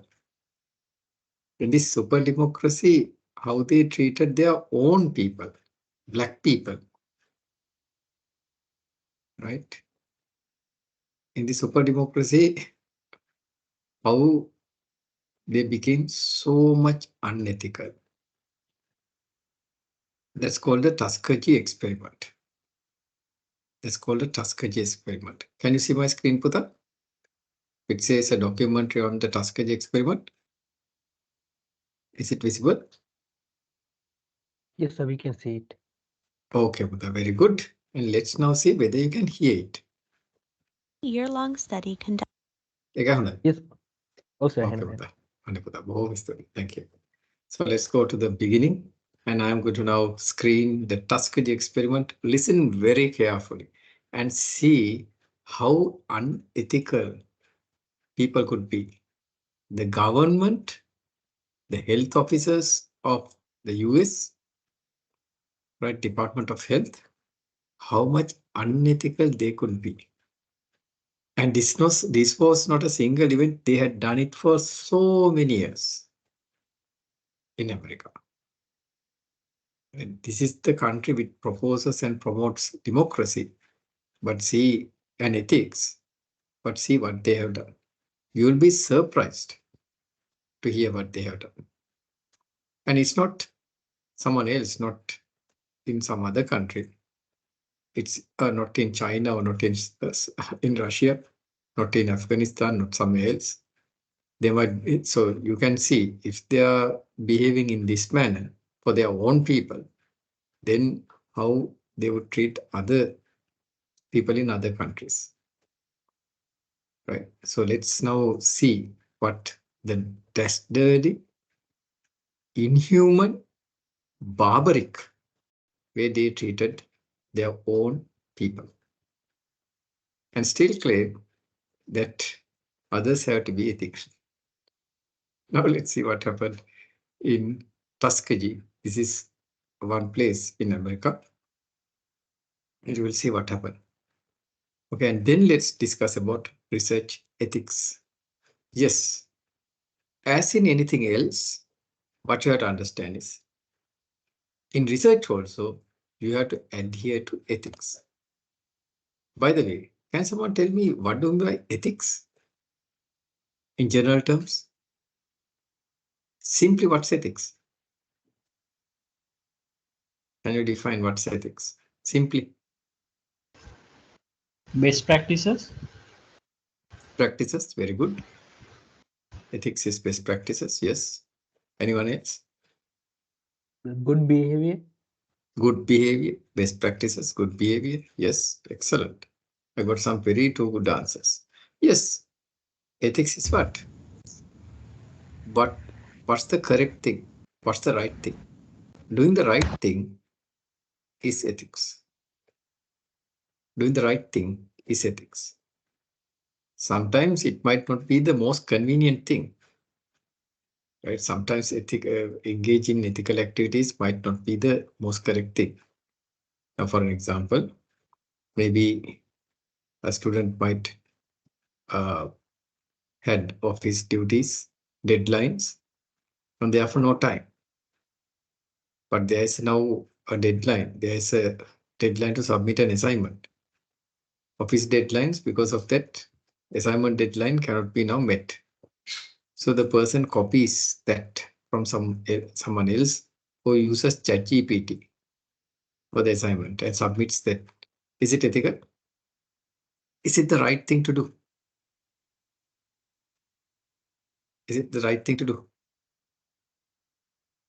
No, it's not the right thing to do. It's an unethical activity to be done. Right? So therefore, I know maybe you might have to work without sleep and complete your assignment. So acting ethical might not be convenient sometimes. But remember, if you want to progress in your life, right, you have to apply the ethical standpoints in every area of your life. In research, in your professional life, in your academic life, in your personal life, and all other areas. Right, let's see, right, how ethical you should be when it comes to research. And after this, I will elaborate the contents of this chapter. But let's now watch this video and try to understand it. Okay. Okay. We'll watch the video. So let me stop the camera. You can see the full video. And let me mute myself as well. and or I might not, but in case if you face any difficulty, please send a message right immediately, right? So I could hear that, right? So let's now listen to this particular, watch this particular video. The Tuskegee experiment was a 40-year-long study conducted by the United States Public Health Service that wanted to study the course of the STD syphilis. Between 1932 and 1972, USPHS monitored the development of the disease in 600 African American men until death. This meant known treatments were withheld for the duration of the study. Syphilis is transmitted sexually or from mother to child. It is a bacterial infection that causes genital and mouth sores. This leads to a rash covering the body and eventual death by internal organ failure. The Center for Disease Control notes that it can have serious complications if left untreated, but it is simple to cure with the right treatment, a penicillin antibiotic, which was discovered in 1928. In Macon County, Alabama, a flyer advertised that African Americans should come and get tested for bad blood. If they qualified for the study, they would get free medical exams, free meals on exam days, and burial insurance. 600 male African American volunteers were approved for the study, 399 with syphilis and 201 without. However, the exact details nor the intention of withholding treatment were disclosed. The men were not informed that they had syphilis, nor that they could spread the disease to their sexual partners. This fact makes the number of victims of this unethical study much higher than can be concretely confirmed. The Tuskegee study raised a lot of ethical issues such as informed consent, racism, paternalism, unfair subject selection in research, malfeasance, truth-telling, and justice. The IRB tackled the definition of who a vulnerable group is and if they should be invited into an experiment. They say vulnerable individuals lacking power may also fail either to understand that they can readily withdraw from a study at any point or to feel empowered to do so. They may fear angering powerful researchers. The African Americans of this study fit the description perfectly. They were poor, semi-literate black males living in rural Alabama during a time of the civil rights movement and had no power against the whites in the South. High syphilis rates were always credited to the African American population, as well as the expectation that syphilis was an endemic to the black population because of their sexual immorality, as opposed to the white people. It was unethical of the researchers to purposely withhold available treatment for the black population, which was penicillin, a known treatment at the time. These men joined the study under false pretenses because the health workers never informed them that they had syphilis or that they would not be receiving treatment for it. They were told they were getting treated for bad blood only and did not give specifics. The men were not told they could spread the disease to their sexual partners, so the health workers were allowing these men in the study to continue having sex with these people and spreading syphilis to them as well. These people who now have syphilis did not get treatment and were not considered part of the study. These men were also not told that they were part of an experiment predicted on the non-treatment of syphilis until their death. Prior to the Tuskegee experiments, there were no laws or regulations regarding experimentation or research done on human subjects. While the Tuskegee experiment was in motion, multiple laws were passed, such as the Nuremberg Code and the Declaration of Helsinki, which stated that all participants must have informed consent and the study must avoid unnecessary suffering. These, along with other pieces of legislation that were passed in the time the experiment was being conducted, were ignored. The National Research Act was passed in 1974 after the termination of the Tuskegee experiment, which required all research funded by the government to be approved by an institutional review board. This act also ultimately resulted in the Belmont Report. The most important part of the Belmont Report defines ethical principles that are required in all research and describes how those principles should be applied. First, there's respect for persons, which means all participants must have informed consent.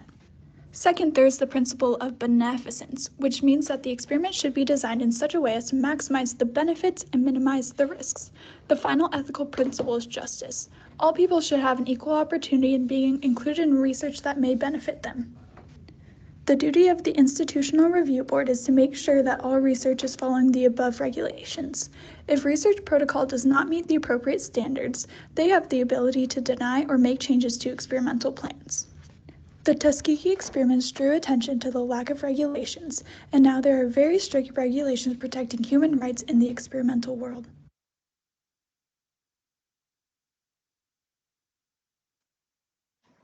Dr. Rebecca Fleetstra in the biology department.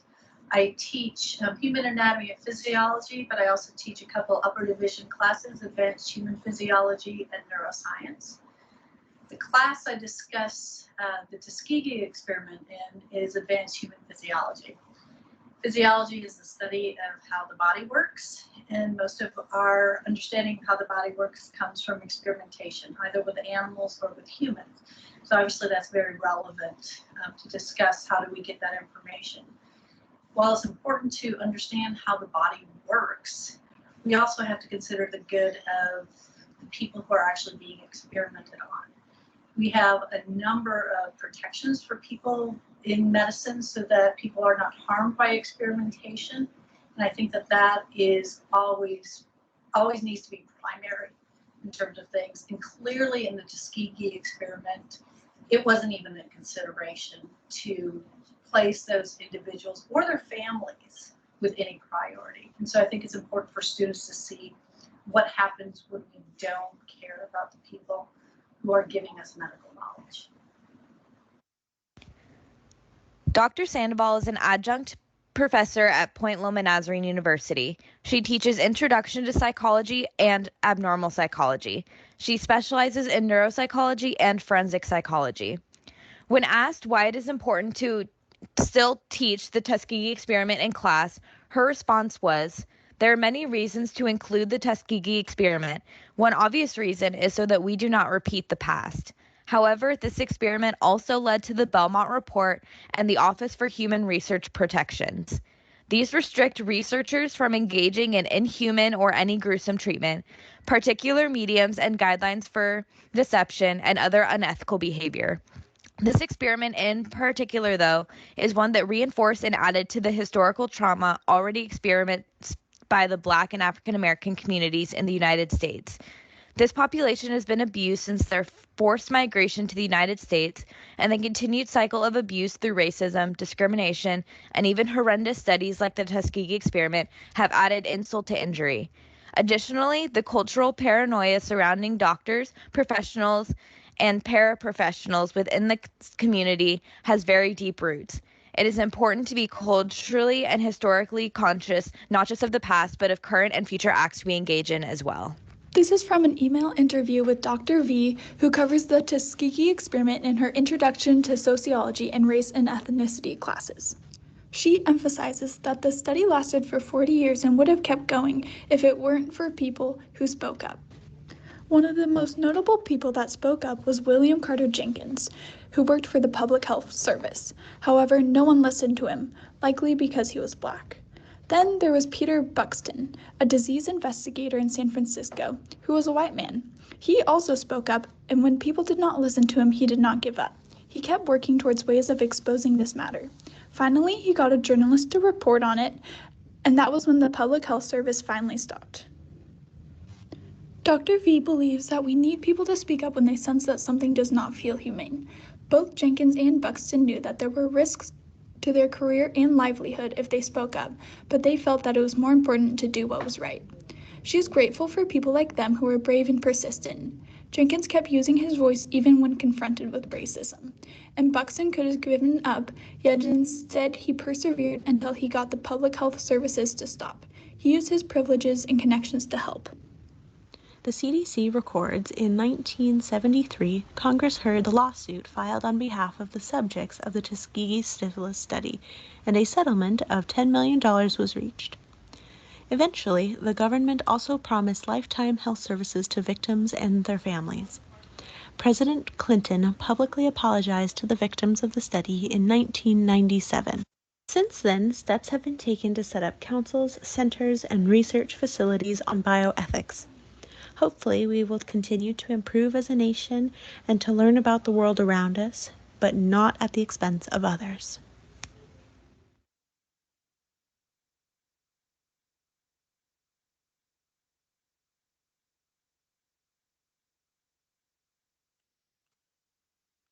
Okay, students, can you hear me?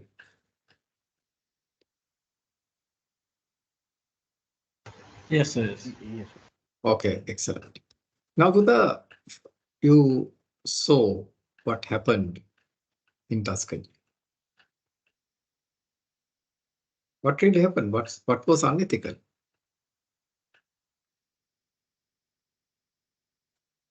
They wanted to test the impact of syphilis on a person. What's, by the way, syphilis? It's an STD. STD is a sexually transmitted disease, right? So STD. So they did an experiment for so long, for about 40 years. They were doing this experiment, right? So what's wrong with that experiment? Can someone tell me? Now you watched the video. No? What was wrong in that experiment?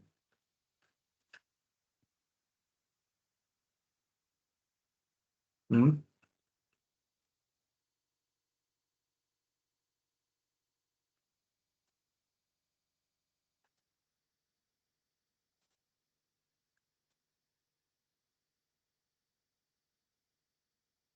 Public questioning.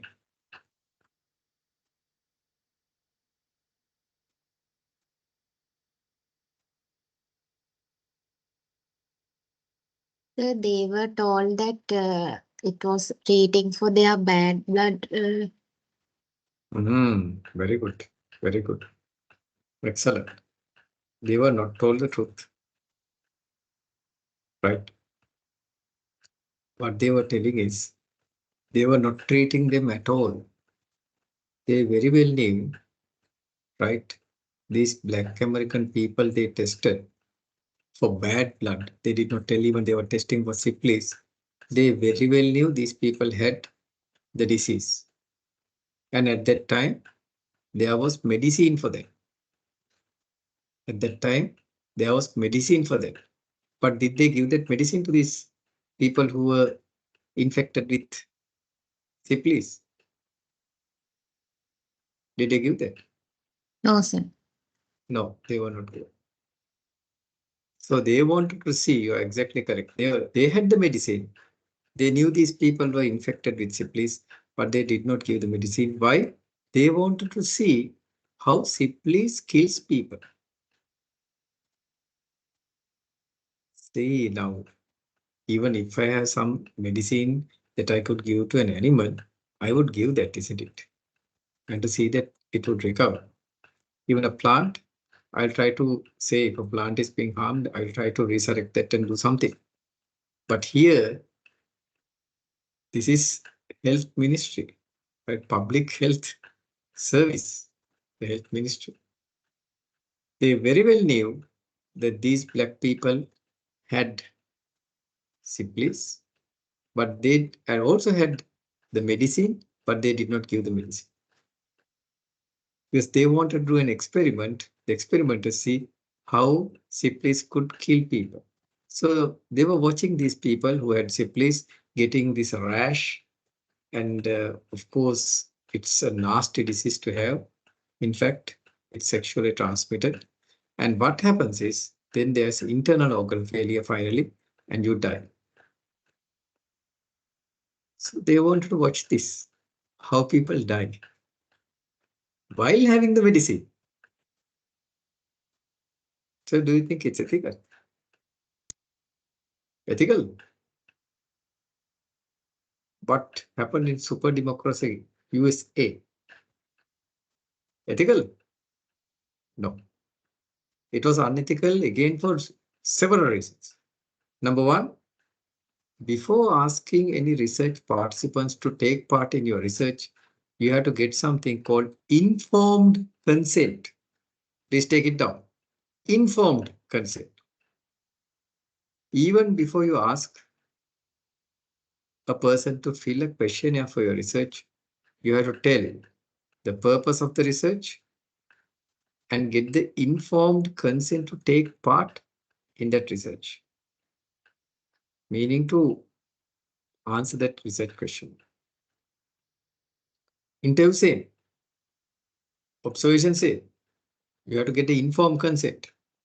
Now in this study, Did they get the informed consent from these black people, poor black people? Did they get the informed consent? Were they informed the real reason why they were doing this study? As one student very correctly told, they were told they are testing bad blood, not syphilis. So they did not tell the real, the truth they did not tell. So therefore, remember students, when you are going to do research, you need to tell the purpose of this research. And also you need to tell them that the data is going to be confidential and you should keep it anonymous. You should never ask. Remember this very well. I see this error doing several times. Some questionnaires, right? When you do a research in the questionnaire, you should never ask the name, the ID number, or any other identification. Right? It's unethical to ask those information. The response should be anonymous. Anonymous, as well as in responses, anonymous information that you have got also should be confidential. So keep that in mind, students, when you are going to do a study, right? You have to get informed consent. You have to tell them. And also the participants should have the right to withdraw from the study, right? Withdraw from the study anytime. Anytime, right? The participant should be, ready to or able to withdraw from the study. Anytime. Right? Anytime they should be. If they feel that, even if they had given the informed consent to take part in the study, if they feel, no, I don't need to do this, and I feel a little bit harassed or distressed or stressed because of this study, they should be able to get out of the study. Right? So that kind of ethics that we have to follow. Do you follow? Do you understand? Here nothing was done. Some poor black people, because they were poor and they had no knowledge, they were deceived and taken into the study. And while having medicine, they did not give this medicine. Penicillin at that time, even still it's there, is the antibiotic that's there, the first antibiotic, right, discovered, but they did not give this. So that's a huge, right, it had a huge bad impact on the entire history of US health sector. Right? They are supposed to protect ethics, but they violated ethics. So now do you understand what happened in this case? Okay. Is that clear?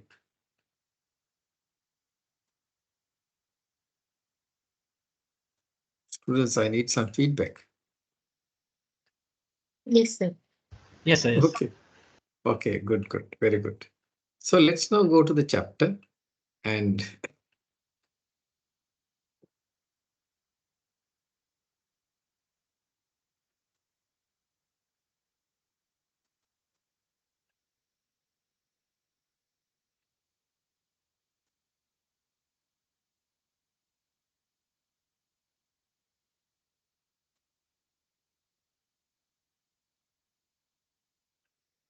right. Ethics, yes, you have to adhere to ethics. Ethics is doing the correct thing.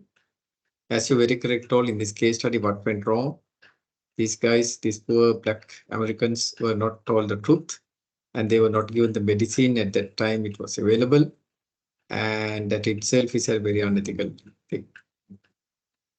So what's ethics in research? Now, I think even any one of you were born, even I was not born at this time. Daney and Chandler in 1978 indicated what's ethical in research. You can see, to be ethical in research, you have to follow 4 things. What are those? Number 1, no harm should come to research participants. You cannot harm anyone, physically or mentally. Now, harm could be physical or mental. Now, you should not hit anyone, right? That's a physical thing. You cannot hit or you cannot inject your research participant with harmful substances. Or you cannot create them stress. or distress or harm their maybe psychological progress or development. No harm should come to your research participants. That's the first important thing when you do research. Number two, they should agree to participate and know what the research is about. So the participants should know what is all about the research is on, as well as they have to agree to take part. What we call that? What we call that? Agree to take part in the research is called what? I just told you. What's that? Informed consent. Informed consent. Excellent. That's called informed consent.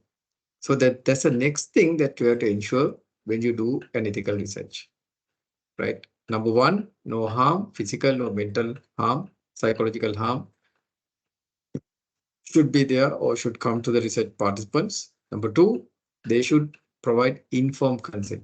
Even if they provide informed consent, if they think that while they are filling the questionnaire or in the question in the interview, if they feel that no, I don't need to take part, they should have the option to withdraw from the study. Number three, their privacy should not be invaded. You should not go and get some unnecessarily private information, as well as disclose them afterwards. Privacy should not be invaded. Now, for an example, if I'm looking at a certain aspect of corporate governance, I should not go to the private lives of the directors and look at what they are doing at night times and other times. That's not my job. And also, when I get information, I should not divulge that. I should not provide that information to anyone else, including law enforcement authorities. So I should keep that information anonymous. Even if the law enforcement authorities comes, the police comes and asks that information, I'll give the information, but they cannot identify anything because I have kept it anonymous. Right. So you should not invade the privacy of your research participants. That's the third thing that you have to ensure. The fourth thing is they should not be lied or cheated. You should not lie or cheat the participants. You should not tell. Now, in some research, they tell that if the participant comes to and takes part in the research, you will be giving a gift out of a draw. Right? You will have a lottery and give one participant a gift. But actually, there's no such thing. It's just to attract people. Sometimes you will give false information and try to get information. You might not really tell what's the reason why you are doing this research, and you'll try to get, some information by lying or cheating. Never you should do those things when you are conducting a research. So therefore, I think Danny and Chandler has a very good point here that what is ethical in research, these four things should be ensured. No psychological harm, no physical harm you should cause on your research participants. They should perform informed consent. They should give the informed consent to you, and the privacy should be not invaded. And then finally, they should not be lied or cheated. Is that clear? So this is what you mean by being ethical in research. Right? If this question is there in the exam, right, then you should be able to tell what's being ethical in research. Four things are there. Is that clear, Buddha? Interesting things, because this is common sense, isn't it? Yes, Buddha. Is it clear? Yes, sir. Yes. Excellent. Yeah. Excellent. Very good. Right. So harming the research participant could be physical, or it could be mental or psychological. Physically, you might hit people, right? Never you should do that. Physically, you might administer electrical shocks on people. No, you should never do that. Physically, you might inject certain substances on their bodies or to their bodies. No, you should never do that. Physically, no harm should come. Not only on human participants, even animals, you should not do that. but in certain studies, they take rats and guinea pigs and then rabbits to perform certain experiments.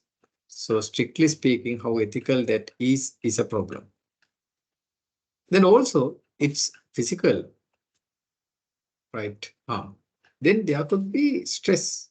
Now, if your question is, you have given a questionnaire to a friend or maybe to your research participant, it creates stress sometimes.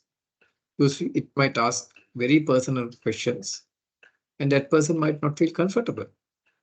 That will create stress or even distress. Sometimes some experiment might cause stopping the development of children. That's psychological issues, psychological harm that you are causing. So therefore, students, when you do a research, please see very carefully whether it causes physical or mental stress. Right? Never cause that to anyone. Even if you are not doing a research, don't cause anyone any stress or any person physical harm. So be extremely careful. Then also, yes, causing stress is a mental way of harming someone, mentally harming someone, hurting their career prospects. That's again a thing that you could do by your research. You never should do that. Then breaking confidentiality. You say that the information will be confidential, but when the police comes, you give that information with the names and the addresses. That's where you reveal their identity. You never should do that. Right? You should never keep the names of your participants, not the addresses. Those things should not be divulged for any reason. Right. But however, telling this is easy than done. It's easier said than done. Sometimes there might be some issues. Therefore, that's why if you are not sure, you can ask me. Now, when you are going to do a research, you will be allocated a supervisor, and the supervisor will be telling whether it's okay or not to do certain things if you are not sure. So in your proposals, I'll be looking at whether this aspect is dealt with. No, I don't think any student in this class will do any kind of research that will physically or mentally harm anyone. But if you're not sure, we'll see. Right? Invasion of privacy is that informed consent. If they give the consent, be keeping them anonymous, keeping that information confidential, you can go ahead.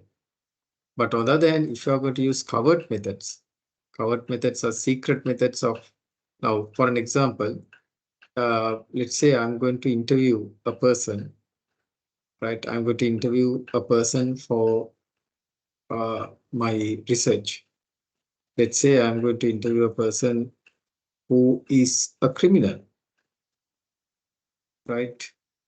So I'm going to interview that person and see why this person became a criminal, because that person has performed accounting fraud. And I'm interested in why people do that fraud. I'm going to use the fraud triangle theory. And so can I secretly record that interview without informing to that person? Those are covert methods. Can you secretly record someone? No, you can't. Research ethics indicates you cannot secretly. You have to ask the informed consent.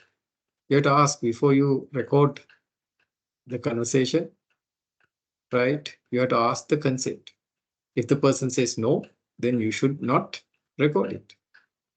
You should take down notes. If the person says don't take down notes, then you have to remember it, that you have to perform the interview, you have to remember it, and just after the interview, you have to go somewhere and write down the notes. So covert methods, secret methods are not allowed in research. Okay. However, there are different ethical standpoints. Now, for an example, ethics are different in different places, isn't it? Now, just let me take an example. Eating pork, is it okay or not?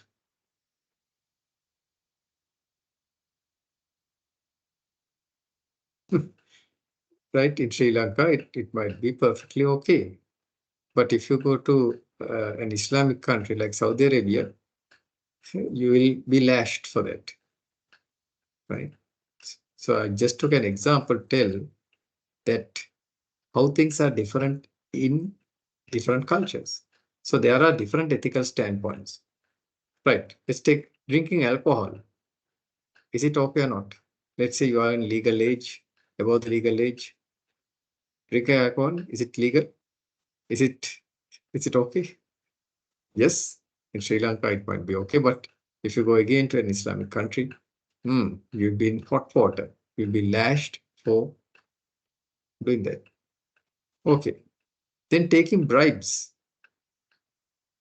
Is it okay or not? In certain countries, it might be perfectly okay. But in certain other countries, it's not okay. So see, ethics can differ from culture to culture, from time to time. So there are various ethical standpoints. So therefore, I cannot give a 100% black and white answer. So therefore, if you are not sure whether something is ethical or not, consult me. Right before you put that into your proposal, you can ask me. So what do you think? Asking these questions, is it ethical from our respondents? So I'll tell whether it's ethical or not. So therefore, do understand there are different ethical standpoints in this world. The same thing would be taken as ethical or not ethical in different circumstances. Now, say for an example, I'll give you another example. Killing a person, is it ethical? And taking the life of a person, is it ethical?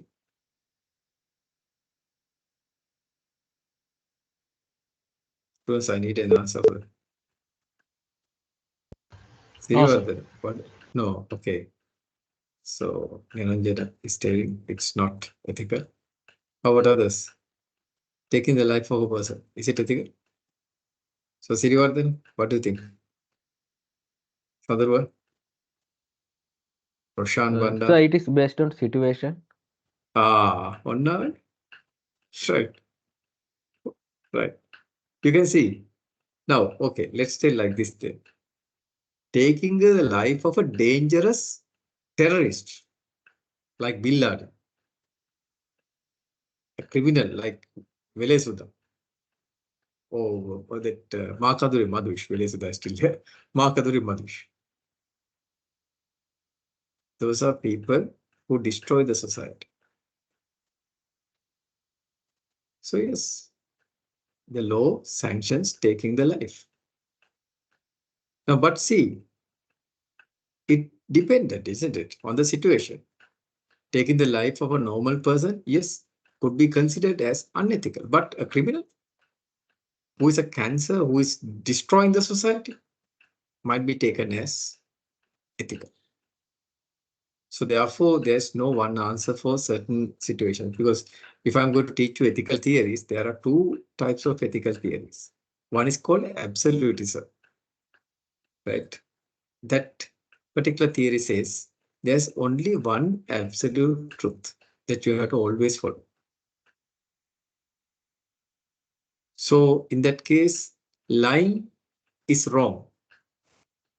For any purpose, lying is wrong. Taking the life of a person is wrong. For any purpose. For any purpose, it's wrong. It cannot be told as depending on situation. So that's called absolutism. Right? This particular theory says, absolutism theory says that there's one set of immutable principles that you have to always follow. But then there is relativism, which is exactly opposite of that. In that particular theoretical standpoint, what it says is, it depends, as one student very correctly told, it depends on the situation. If it's a terrorist, then better to remove that person from this world, from this Mother Earth, for the safety of all of us. Now, let's say lying.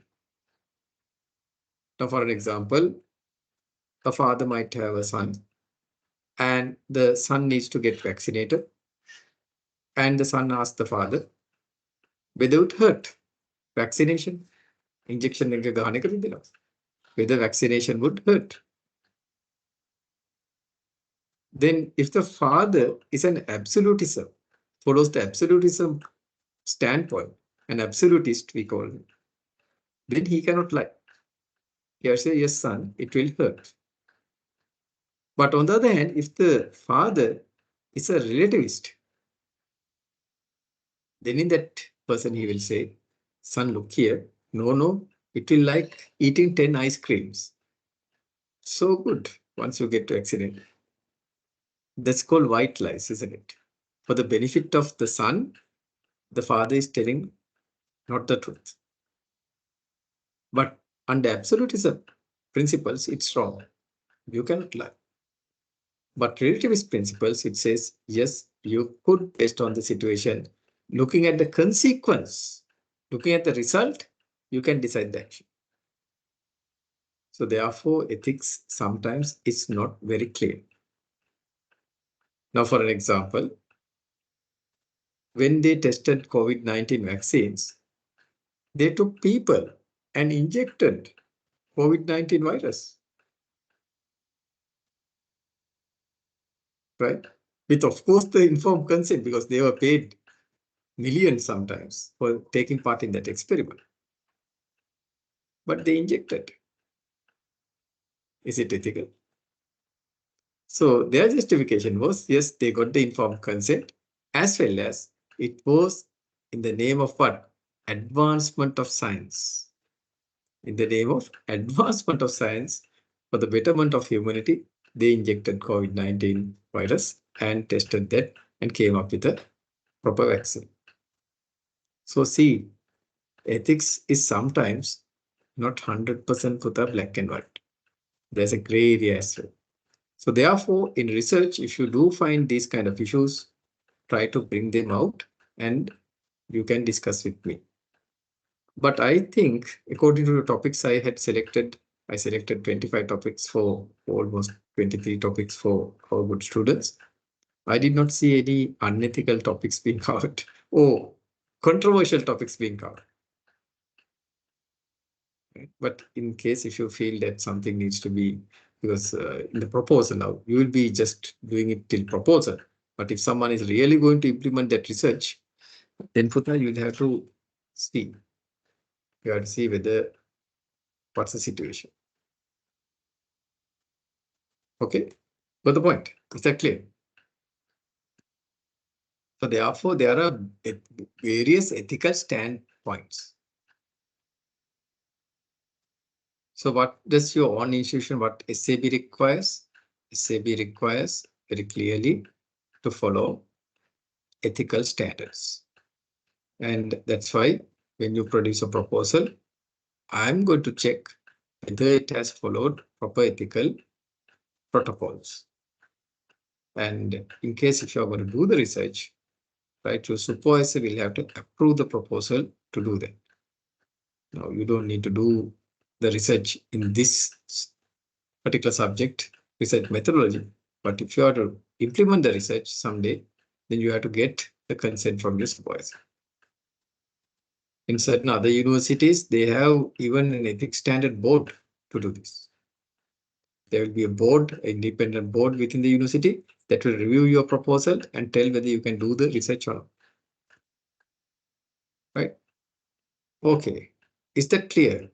So in this part of the session, I covered, right, what's ethics.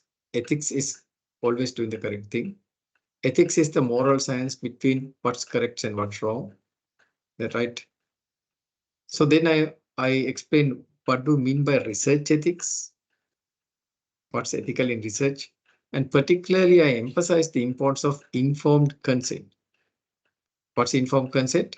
Yes, the participants, right? Before you take participants into your research, right? Before you ask someone to fill the questionnaire or to come and take part in your interview or an experiment or whatever, you need to get the informed consent. Informed means you have to tell the truth.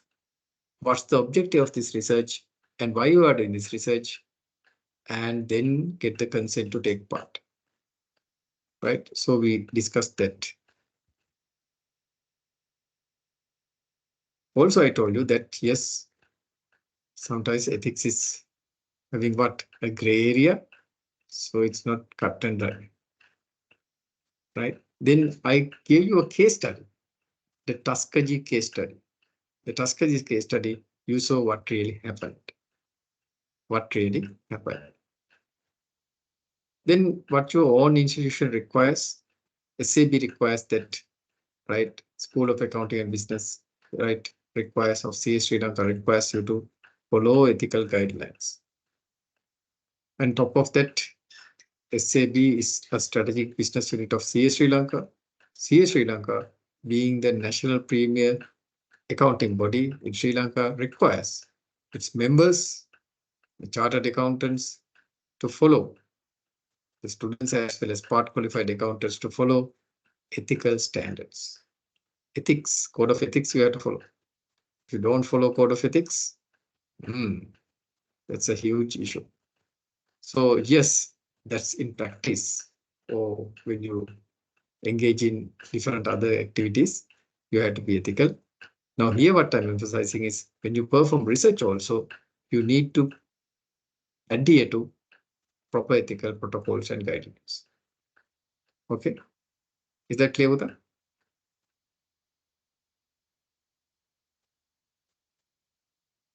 Yes, sir. Okay, very good. Now let's see politics in social research. So can politics influence research? Can the politicians influence research in a country? Can or can't? Can or can't? Yes, it's can, sir. It can indeed. Very good answer. In politics can influence anything, isn't it, in the country? Because politics, right, is an all-pervasive concept which impacts, right, our day-to-day lives. We all are political beings.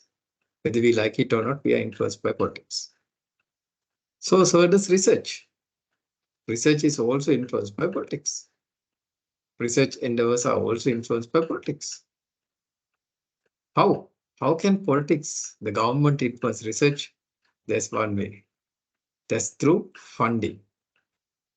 Right? When you do a research, you can get funding sometimes.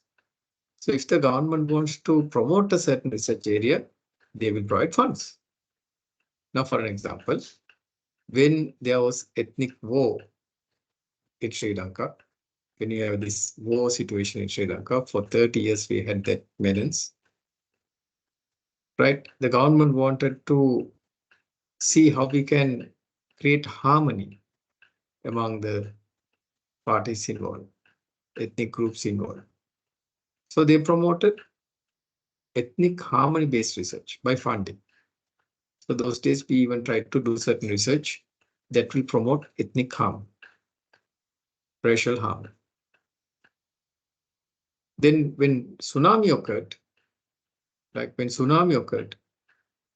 then again, what the government tried to do was, they tried to promote research on reconstruction of the economy, reconstruction of the society, because tsunami impacted the economy as well as the social fabric of this country. So they try to give funds and do that. Now we can see there are different diseases like dengue, and then different other aspects are there. So then we have this economic crisis. Now the government is trying to provide funding to do research on these aspects as well. So that's how politics could influence the social research. But remember, therefore, there might be ulterior interest as well. Ulterior interest as well. Funding is very, you have to be very careful.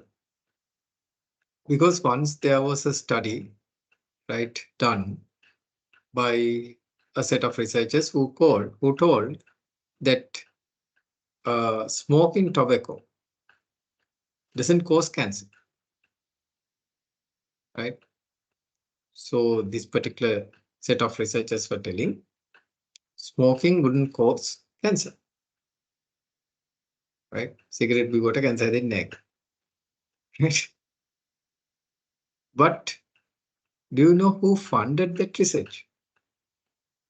Just guess who funded that research?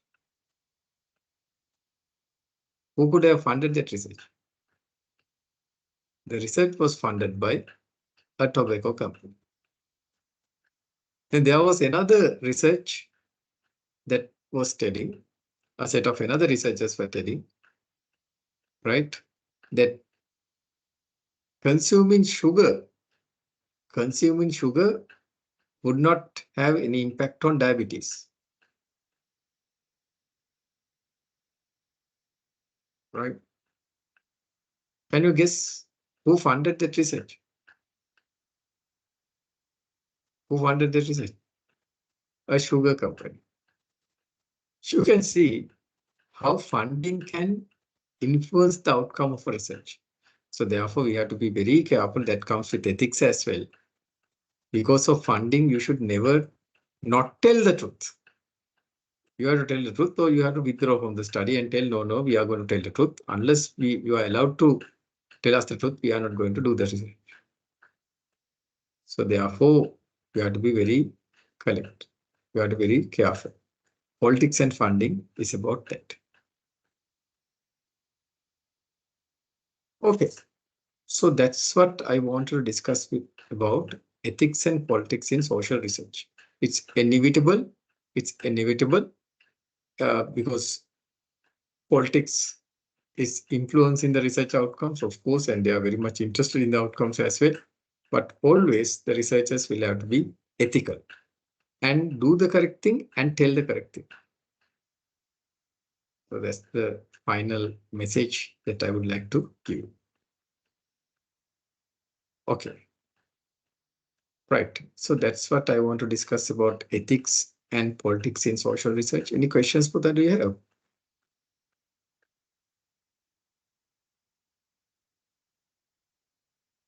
Sir, I have a question. This informed Of course. consent, Yes, Pradha. Yes.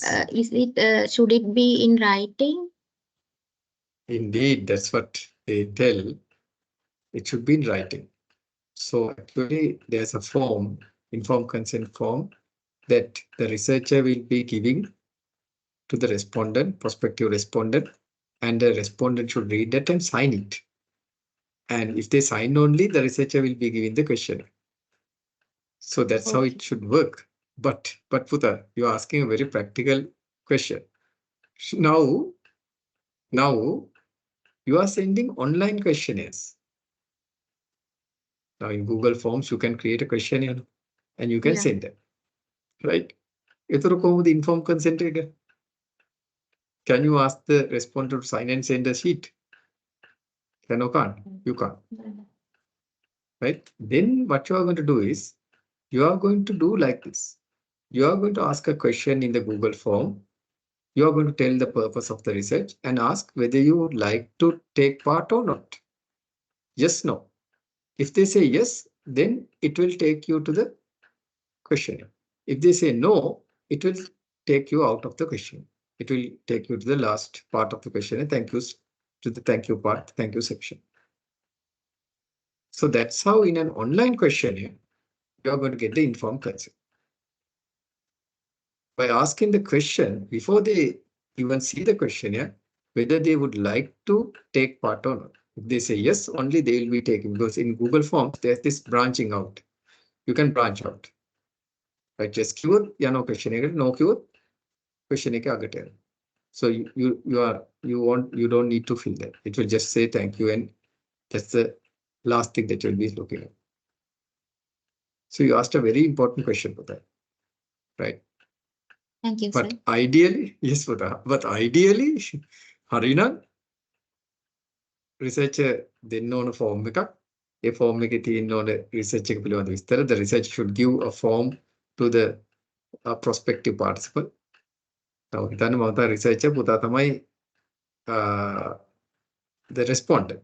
So I should give a form with the details of the research, and I should give that, and you should sign it saying that you understood and you agree to take part. Then only I'll be giving you the question, or I should give you the question. If not, I cannot give you the question. That's called informed consent. Informed consent. Nikama consent never. Informed consent. I have to tell you what's all about this research. Right? But in an online survey, it's not possible. So what you do is you put a question on the first page itself, right, in the Google form. You're going to put, okay, whether you agree to take part or not. If you say yes, it will take you to the questionnaire. If you say no, it will branch out to the last section of the question, which says just thank you. You don't need to fill it. Okay. Okay, Good question, sir, Thank you very much. Other question, okay, good. How about others?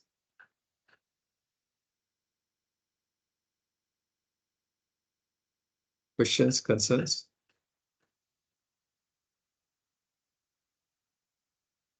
Right. Okay, it seems there are no questions, but if you do have questions, we'll be meeting this Thursday also, no? About Thursday lecture additional. Yes, I could see that there's a Thursday lecture, so we'll meet on Thursday, and then I'll be, kind of allocating the next other students the rest of the topics. And if a student now, මං කීප දෙනෙක්ට කිව්වා මේ පොඩි ප්‍රශ්න තියෙනවා කියලා. So ඒ කට්ටියට ආයෙත් අර link එකෙන්ම දැන් deadline එක බලලා කමක් නැහැ. The deadline is gone, but you can upload it. Right, it's fine. But only for the students who had problems. Others don't need to do that. And also I will ignore that if others had done that. I'll be taking what has been submitted by today. Only for the people who had problems, you can resubmit, which I told that now, in fact, when I went through that, I saw only few students had that issue. These guys had issues. So Samara Singh has an issue. Then Samara Tunga has an issue. Likewise, we had some. And yes, this person also has an issue.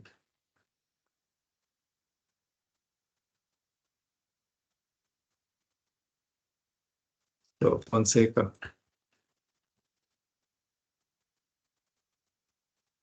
Others were given topics. Okay, so we went up to 27th, right? So there are 55 students. So next day also at the beginning, I will be, allocating the topics based on your preference, your article submission. Yes, Pata, I think someone wants to ask a question. Yes, please go ahead. No one? Okay, I think it was. Pata, Pata question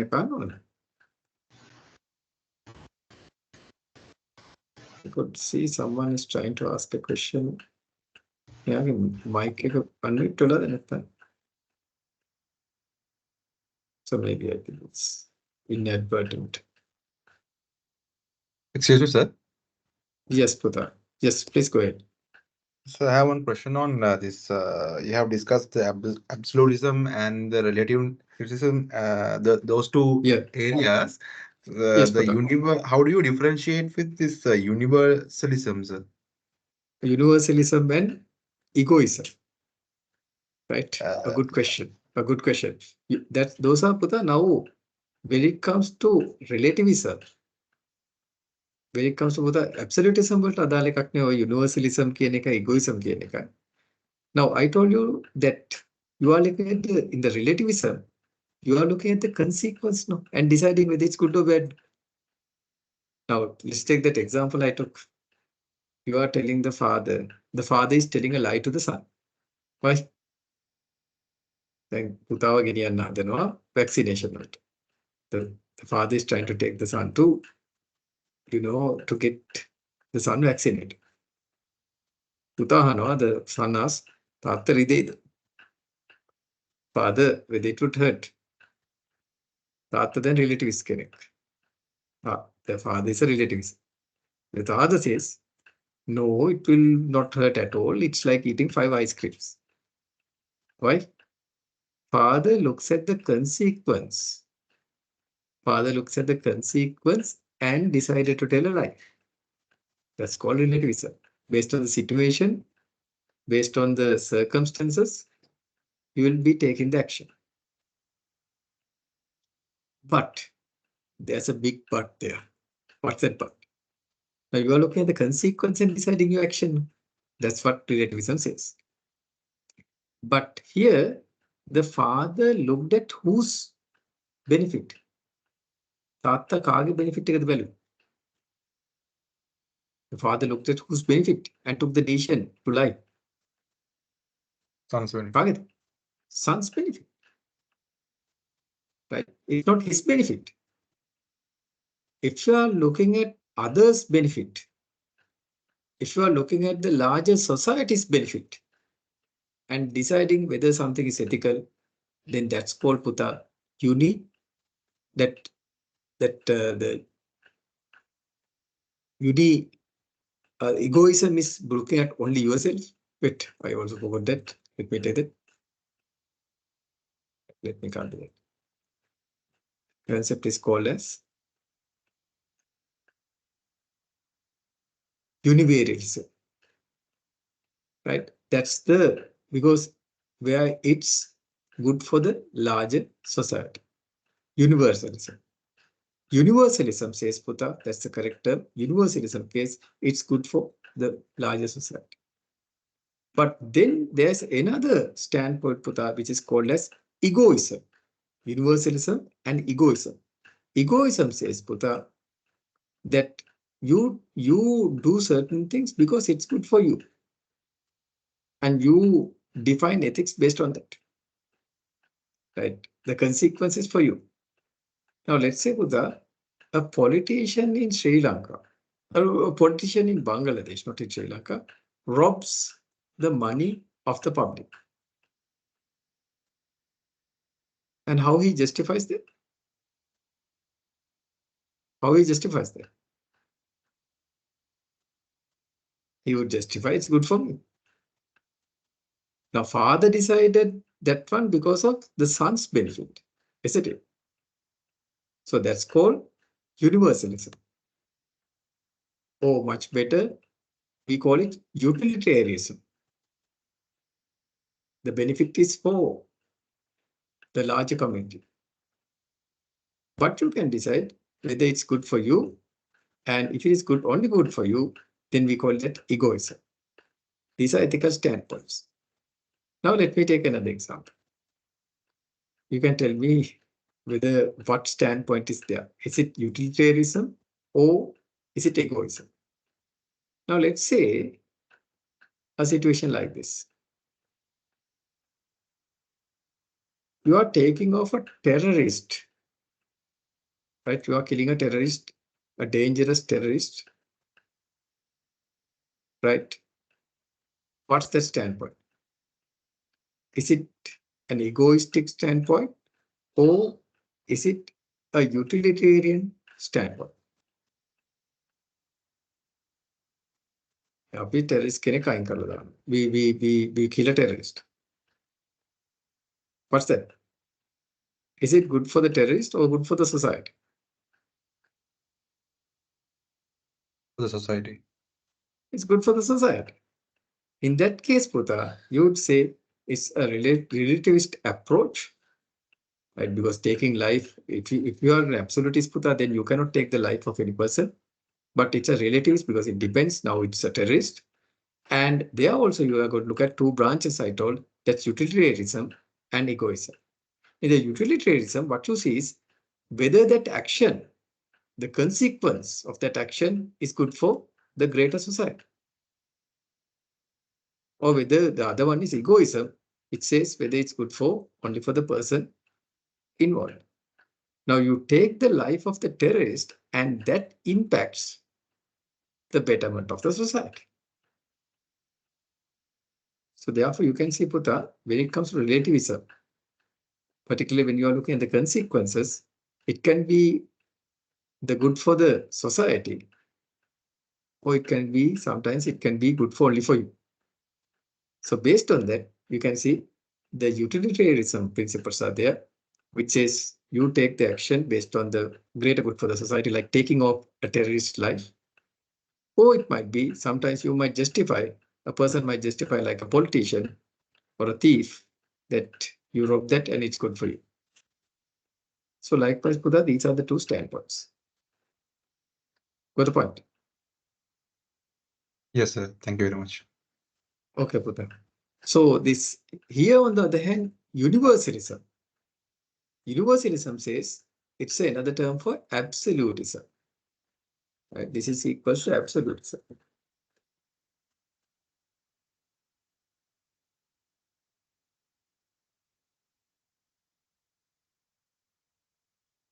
So you say that's one absolute principle. Then situational ethics says, Buddha, it's relativism.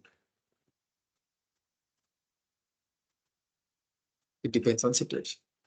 Then what I told was, Buddha, when it comes to relativism, there are two standpoints, utilitarianism as well as egoism. Right? Relative is the consequence. You are looking at the consequence. Utilitarianism says, Buddha, it's good for the greater good, and that's why you take a certain action, like removing a terrorist from this earth. Right? But on the other hand, it might be egoism, where certain things are only good for a person. That's called egoism. A terrorist might kill people, saying that, or steal, or a politician might steal, a thief might be stealing things, saying that it's good for him or her only. So that's put us two standpoints under relativism. So therefore, sometimes you asked a very good question. Sometimes it's not clear whether it's good for the great, or good for you, or good for someone else, or it's whether you have to follow absolutist principles. So best thing is you can ask me if it is vague, or once you are allocated to a supervisor when you are going to do a research someday, right? Not under this subject, but someday if you are going to do a research, there will be a supervisor. The supervisor, you can ask from the supervisor whether it's okay or not. Thank you for an excellent question you asked. So that gave a good discussion, that led to a good discussion as well. Really appreciate it.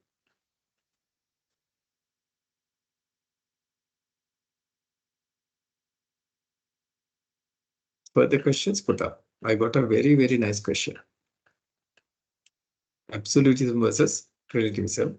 Then in relativism, you have utilitarianism as well as you have the egoism.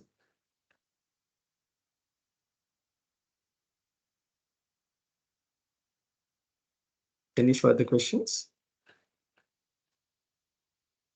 So that shows that what I taught had an impact. That's why I'm very happy, because you ask questions because you start thinking about it, isn't it? Very good. Okay, so with that, we'll finish for today. And please go through your research topics and try to get your research topics put now.